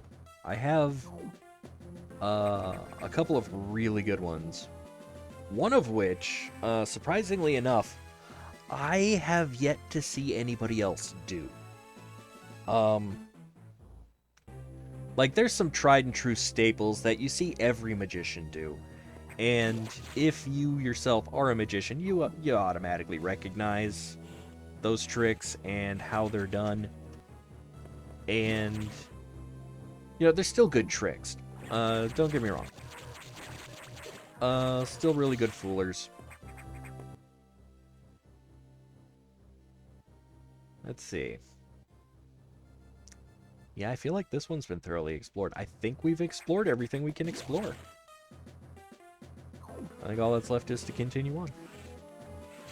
I mean, I shouldn't be surprised. It's not like we've unlocked a whole lot of abilities or anything, so... But, yeah. So there's quite a few card tricks that I know, but there's one in particular. And... I do it, I would say, probably pretty well. But I also never see anyone else do it.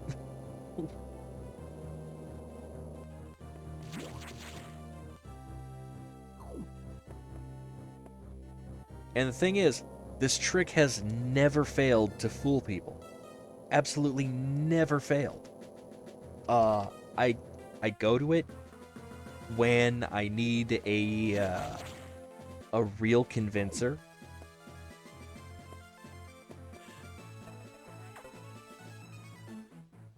It's a simple trick, which makes it even more astounding that I'm not seeing it more places and more people don't do it and more people don't know this trick or don't seem to. But I'm also not inclined to share this one, like the methods and whatnot on how to do it, because like if everyone else seems to have forgotten about this trick, this is something I can keep in my back pocket and just pull this out, blow people's minds, and even have other magicians go, what? How? No. How? What? And like it's a pretty good trick.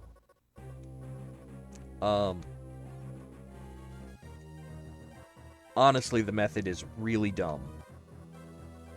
As for how it's done. Really dumb. But it's a thing that fools people. Absolutely fools them. Or at least, it's always fooled them when I've done it. So, I don't know. Maybe...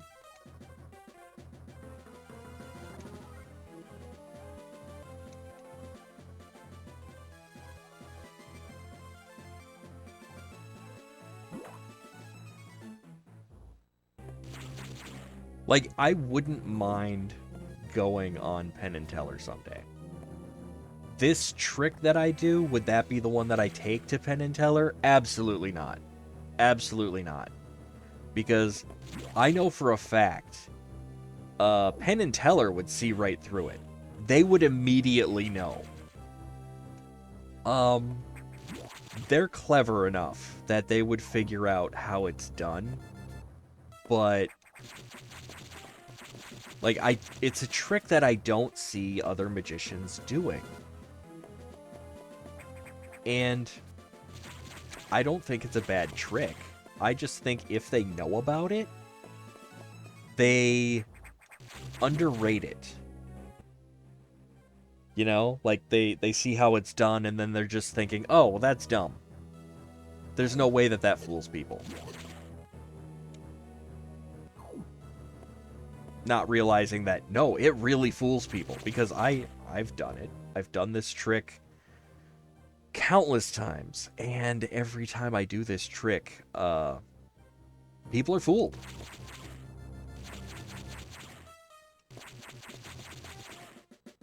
Now, I do have another trick that I have been putting together that is,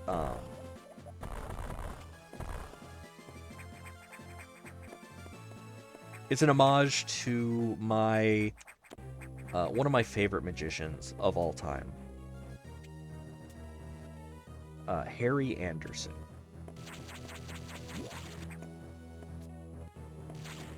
Like, not a lot of people know about him because he's not really as famous as, say, Penn and Teller or David Copperfield or even David Blaine, Chris Angel, any of those guys. But by far, one of the best. I'm gonna die here, aren't I? Get through the door! Oof. I made it! And my reward is missiles. Now, there is no way we are getting back that way. So hopefully we can bomb through. Yeah?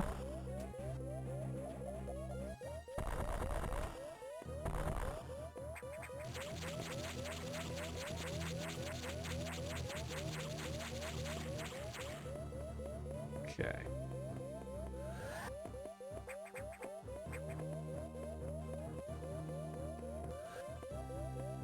Now, I'm not saying that the trick that's, you know, fooled audiences every time I've done it, you know, isn't good enough to fool some magicians. Because I genuinely don't know where this trick originates from.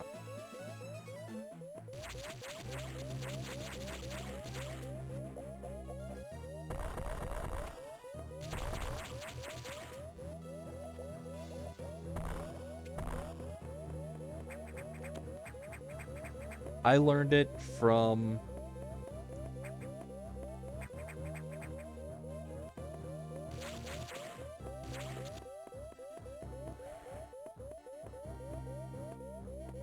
honestly, I think it was my old man who taught me that one. Which is weird because, like, of all the things for my old man to teach me.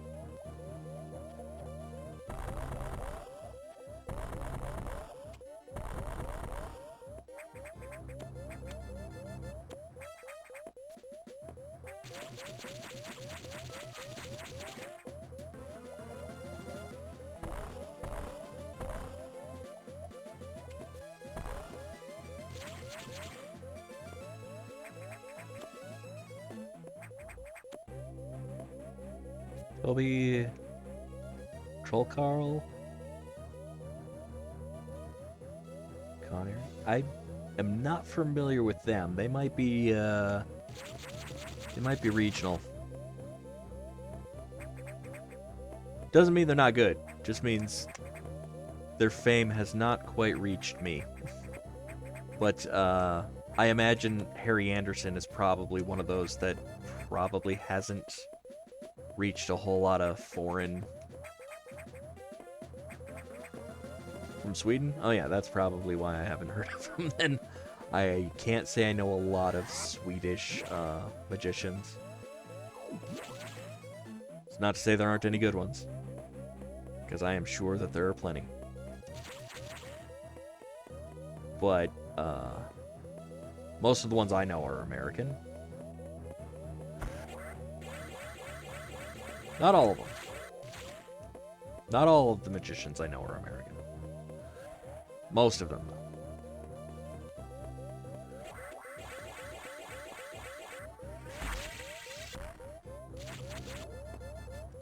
Like, Siegfried and Roy, they were,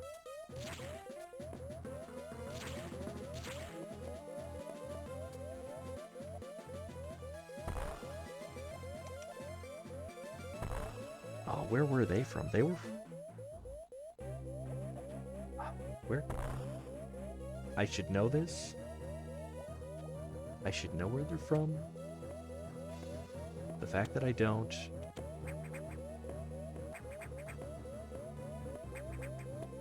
I want up there! Why won't you let me up there?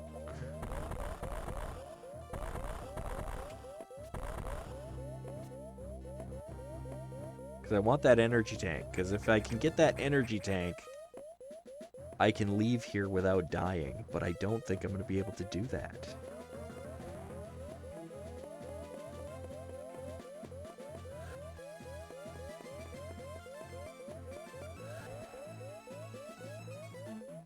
Joe Libero? I haven't heard of him either.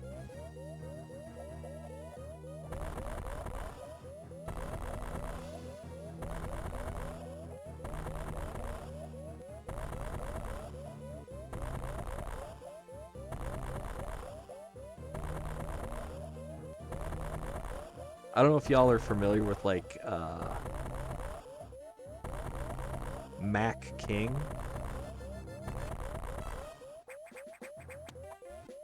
You may have heard of the Amazing Jonathan.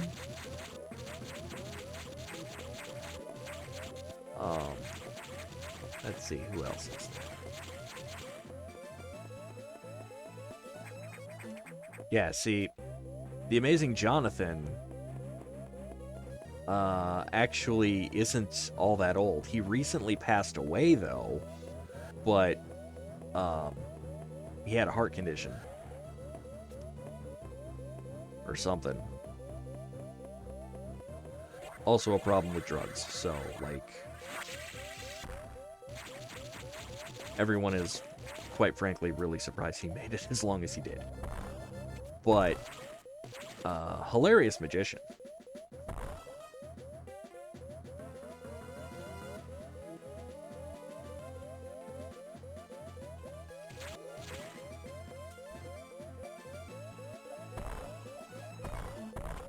Oh!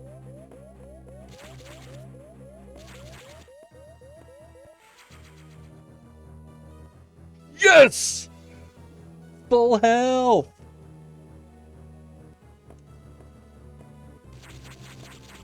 Eat it, death counter. We don't have to increase you anymore today.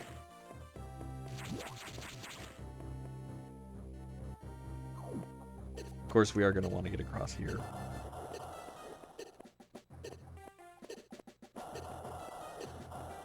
But, Harry Anderson. Harry the Hat Anderson.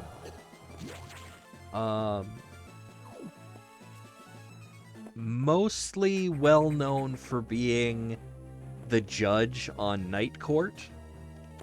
I don't know if that ever made it across seas. But, Night Court was a primetime sitcom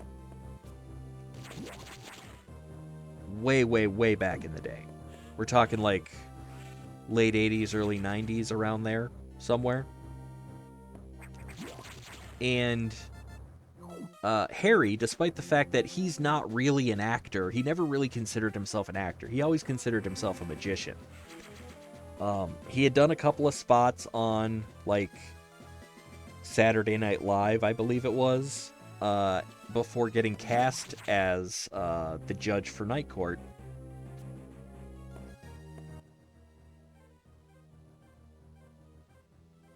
What did I miss? Oh, we still have to find our way over there. But anyway. So, acting not really his thing, but probably the thing he's most well known for. He did have a magic act, though. And it was a good one. Like, a really good one.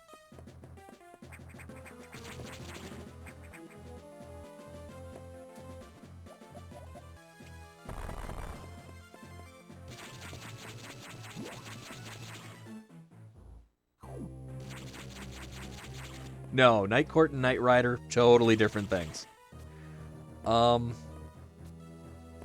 Though there may have been some overlap. I can't remember when Night Court started and Knight Rider ended. But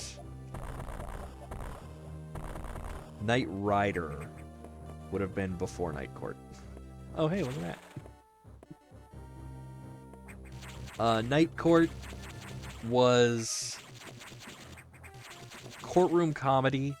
Basically, you know, if you were, you know, picked up for drunken disorderly or something, and, you know, like there was a court that, you know, would hear your case late enough in the day that you could have it resolved quickly.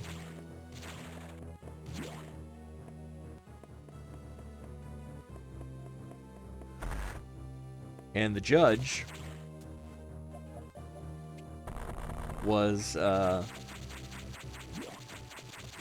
Judge Stone, played by Harry Anderson.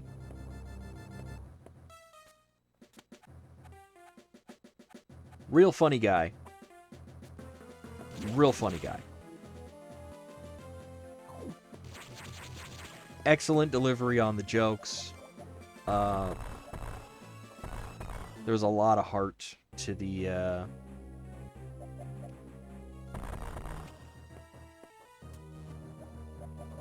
episodes as well. I mean, great writing. He did a fantastic job. I highly recommend tracking down episodes of the show if you can find them. It's worth trying to find. And I say that not just as a Harry Anderson fan, but as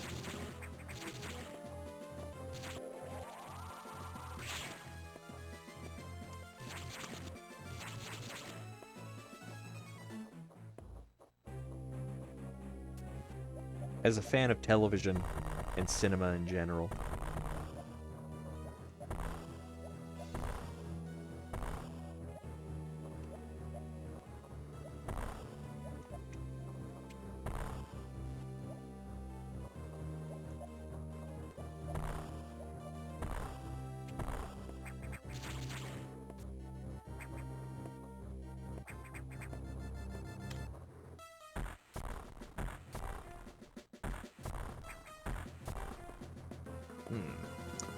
I feel like there is something there that I am missing.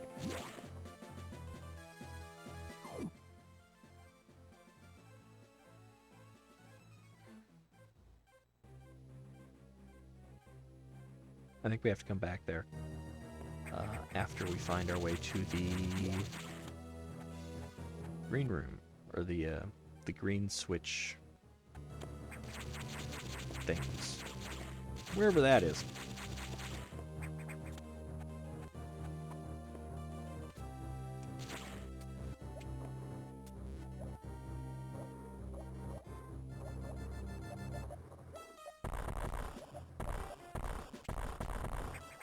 Nothing there.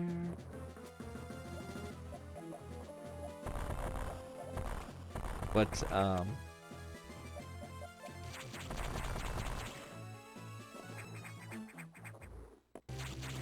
Harry had a really good act. His act was basically he played on stage a con man.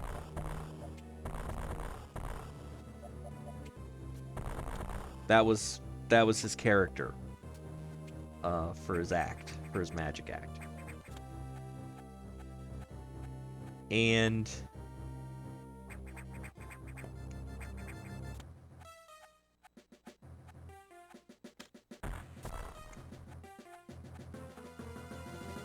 yeah, he'd have all kinds of corny ass jokes, like just the corniest jokes.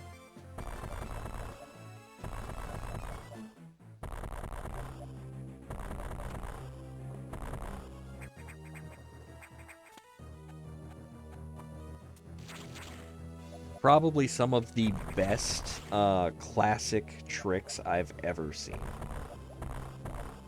Um,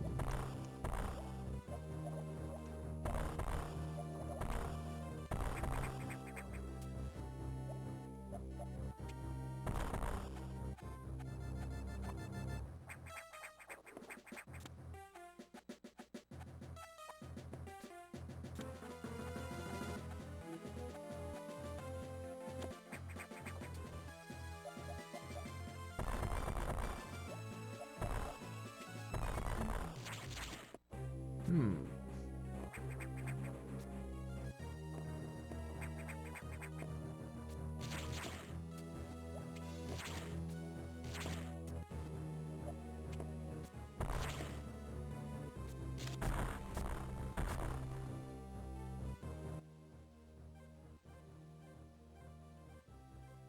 We got to consult the map.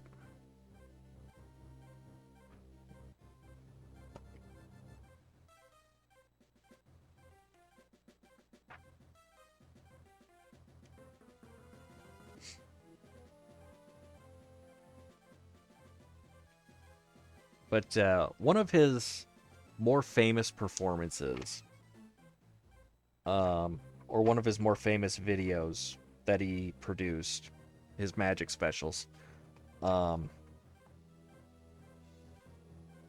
he ends it by, speaking to the camera, saying something along the lines of, and again, this is in his con man character.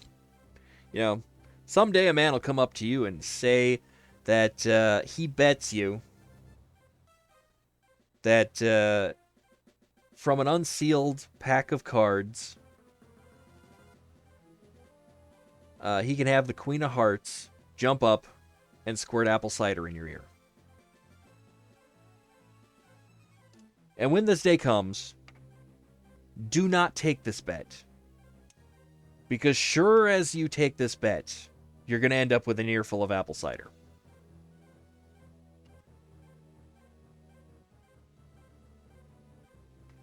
The moral of the story there being, don't fall for fantastic wages or, wagers like that because, like, there's a really good chance that if someone bets you something absolutely fantastic, it's because they can make it happen. They have a trick for it. Well, the trick that I've been working on as an homage to Mr. Anderson is from a pair of unsealed decks of playing cards. Make the Queen of Hearts switch places. And you might be thinking, well, what's that going to accomplish? It's Queen of Hearts. It's the same card. Well, it's the back of the card. That's the thing. One of the decks will have a red back, the other one will have a blue back, and when the decks are unsealed and the cards are revealed, you'll find the blue Queen of Hearts in the red pack, the red Queen of Hearts in the blue pack. Ta-da, crowd goes wild.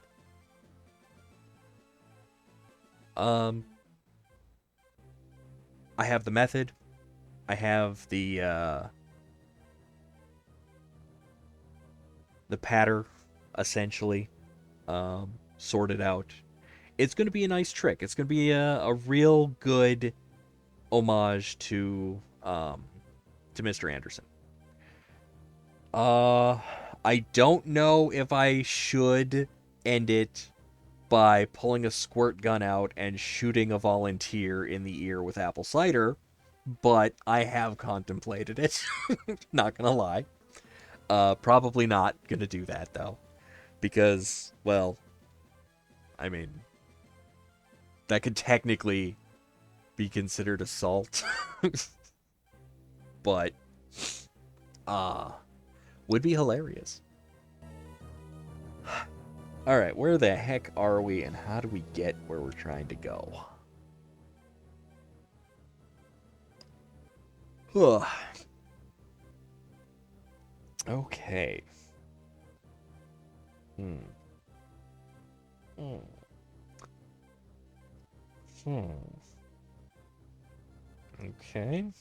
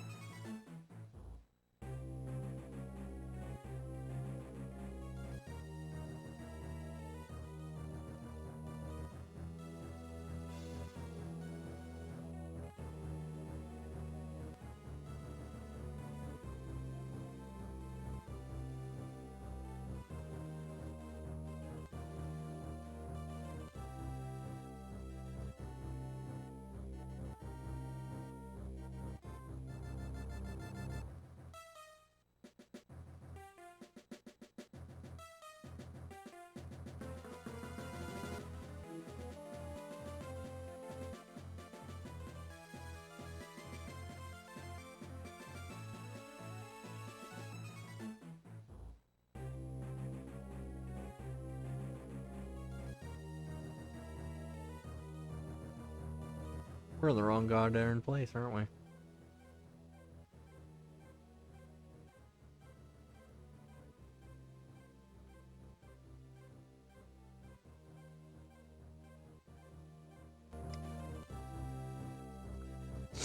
We gotta be in the wrong spot. Like, this can't be the way forward.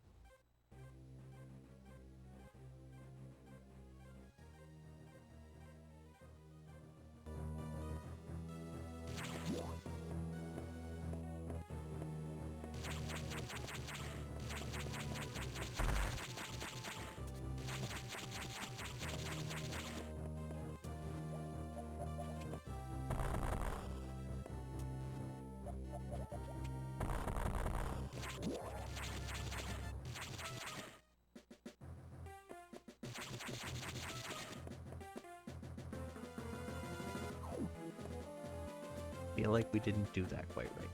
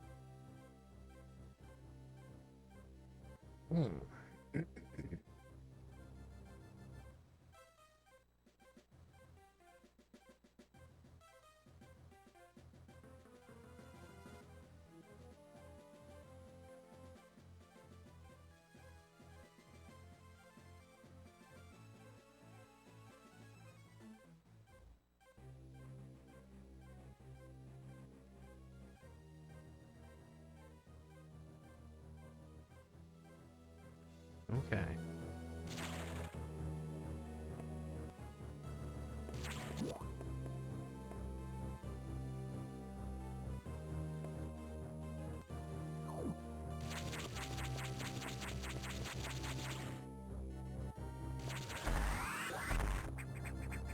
Hey, look it. We found a way through.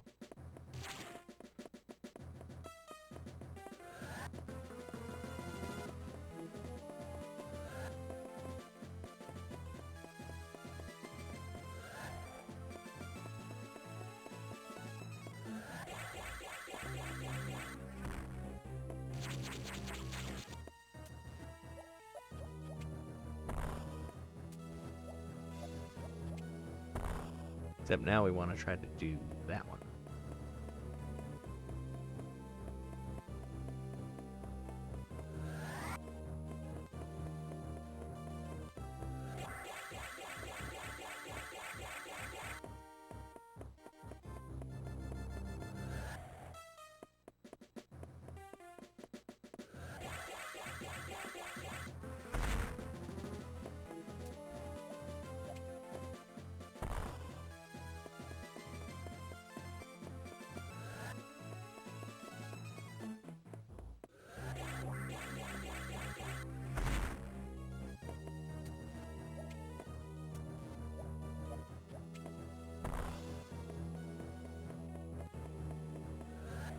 I'm not good at the angle jumping, especially after doing the Shine Spark thing.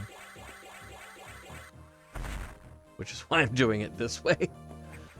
I know it seems kind of silly, but I'm just not that good at that part. There we go. Yeah! Unlocked. We call that progress. So, I have a few tricks that I've been working on.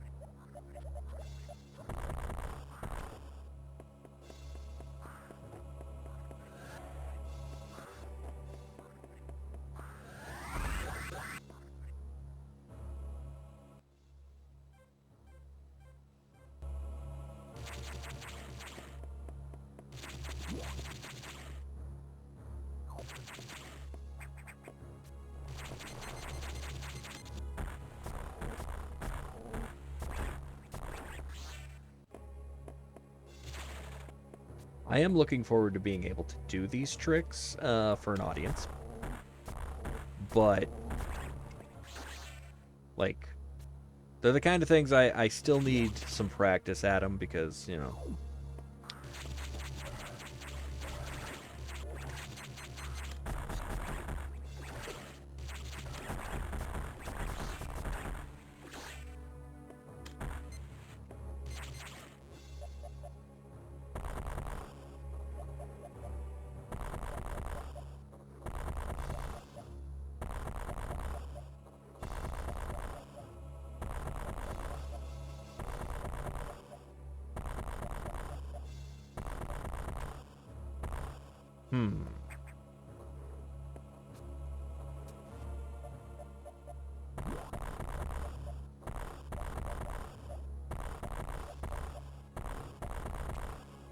Well, apparently we don't get to go through that way.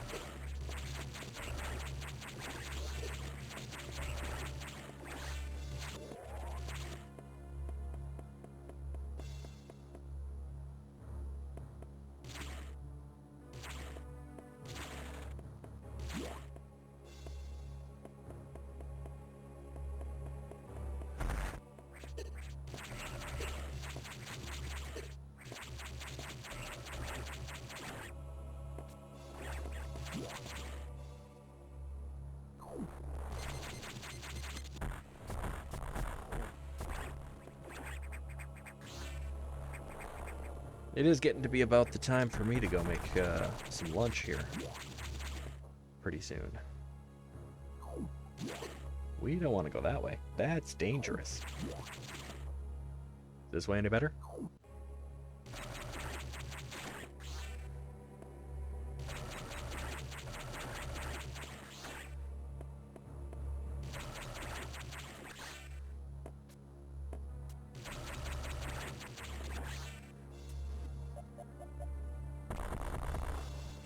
Yeah. Missiles.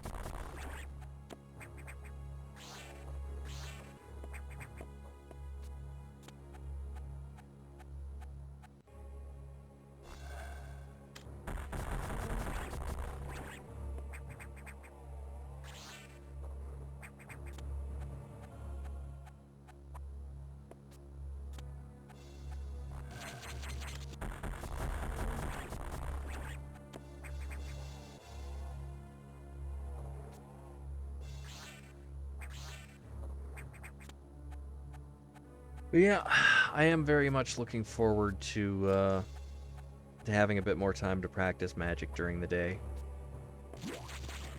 as well as various other pursuits.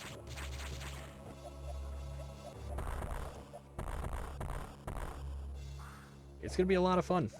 Gonna be a lot of whoop. I did not want to go that way. Ah.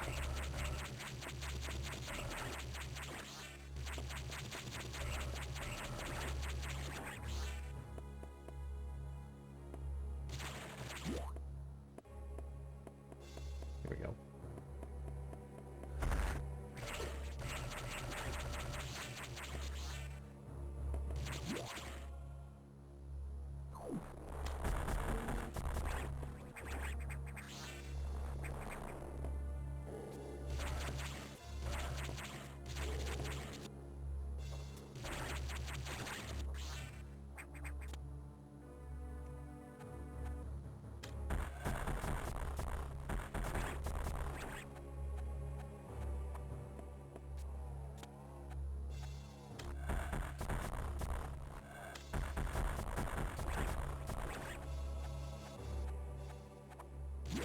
Oh man, I'm getting low on missiles.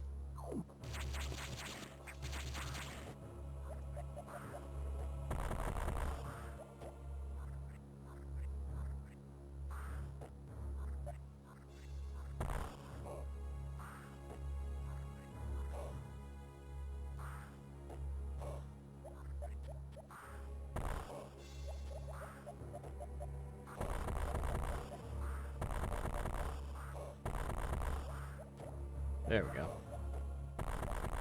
Ah.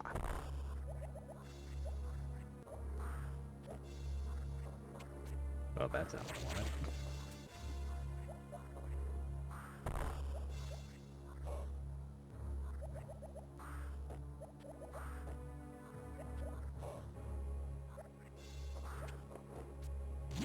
I did it! I'm hoping I come to a save point real soon.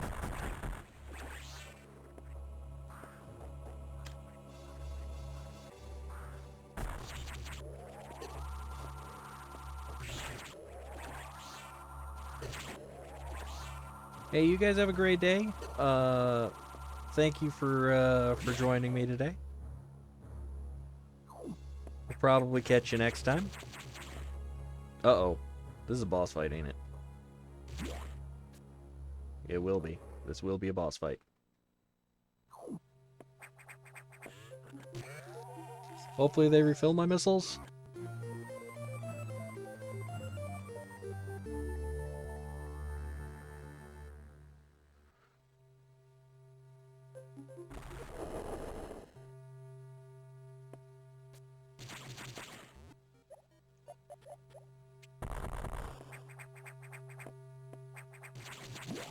My missiles are not refilled.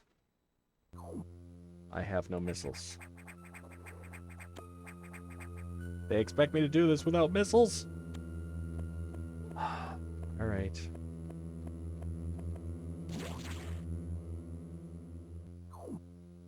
Oh, I guess not.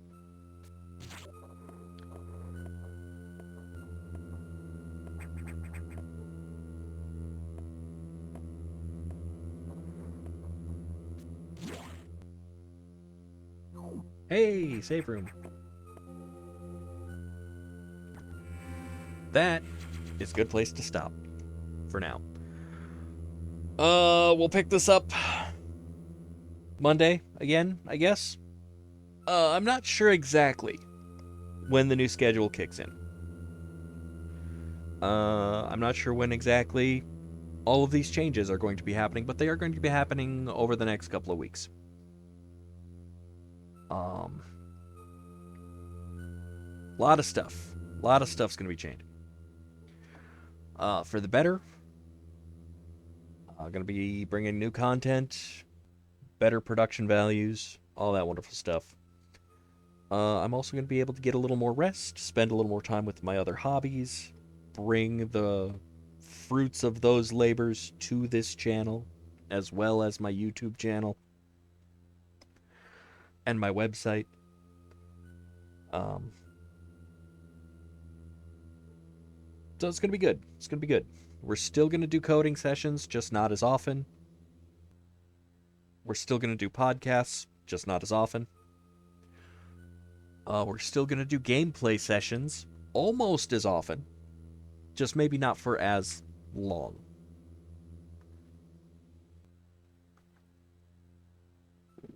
And honestly, that's okay. I mean, if we're being truthful here, that's fine. With the change in schedules, I'm sure folks are going to be wanting to get out and about during the summer, do their own thing, and that's fine. I'm still going to be making content. If you really want to keep up with me, you can always catch my videos on the VOD after the live sessions, of course. So, and I'm still going to be porting them over to YouTube. So it's not like YouTube's suddenly never going to have my gaming sessions. It's just I may actually start taking time to edit them down so that you're getting like the real the real important bits. A lot less of this whole me just chattering away about what I'm doing with my channel and whatnot. And those videos will have more of a focus on the actual gameplay itself. Less story time, more action. I think that'll be to everyone's benefit. It'll take a lot less time to get caught up on a game if you miss a gameplay session, but you really want to see how to take on, a certain boss or something. You don't have to sit through 2 hours of story time for 15 minutes of actual action. And that'll be fine. That'll be fine. You don't have to watch everything I put out there. Okay? A lot of what I put out there is completely unedited, unfiltered garbage, to be quite honest. I know it, you know it. It's fine. It's absolutely okay. Hopefully with the new schedule that'll be coming into play here, I'll have time to edit some stuff and put more into the production values and produce a better quality of video. That's the aim anyway. Wish me luck. I hope you've all had a great time watching.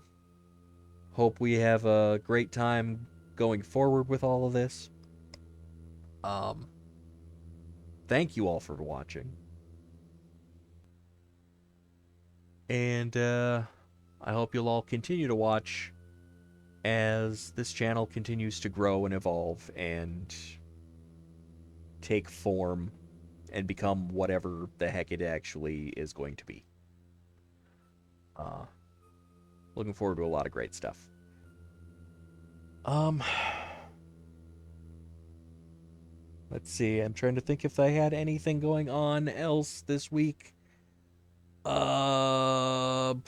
Thursday this week, we're probably going to try for a Metroid Prime. Hey, no problem, Ube. Thank you for joining us. Metroid Prime Thursday. I think I'm going to do a code session on Wednesday. So this week will probably be just the normal schedule, or as normal as it can be. Friday, probably The Legend of Zelda. I think this Friday we'll try a bit of Master Mode. I don't know if this will be our last Legend of Zelda Breath of the Wild. We might do a few more. I might just go ahead and throw that in the mix with the random gameplays on Fridays anyway. Because, I mean, it's not like we've explored all the glitches. There's still plenty of stuff that we can look into doing with The Legend of Zelda Breath of the Wild. I had found an entire just long laundry list of all the things. Just all the things. But, like I said, Fridays, there'll be a more casual atmosphere. So we're going to try to tackle some random stuff from my library because I've got a lot of stuff. A lot of stuff. And we'll still make Breath of the Wild part of that. It may come up randomly as something we play. So it's not like it's the last we're ever going to see of that. But we're going to do Master Mode this week. And unless I can find some truly interesting glitches for us to explore the next week, I think the next week is when we'll start looking at doing just some random gameplay on Fridays.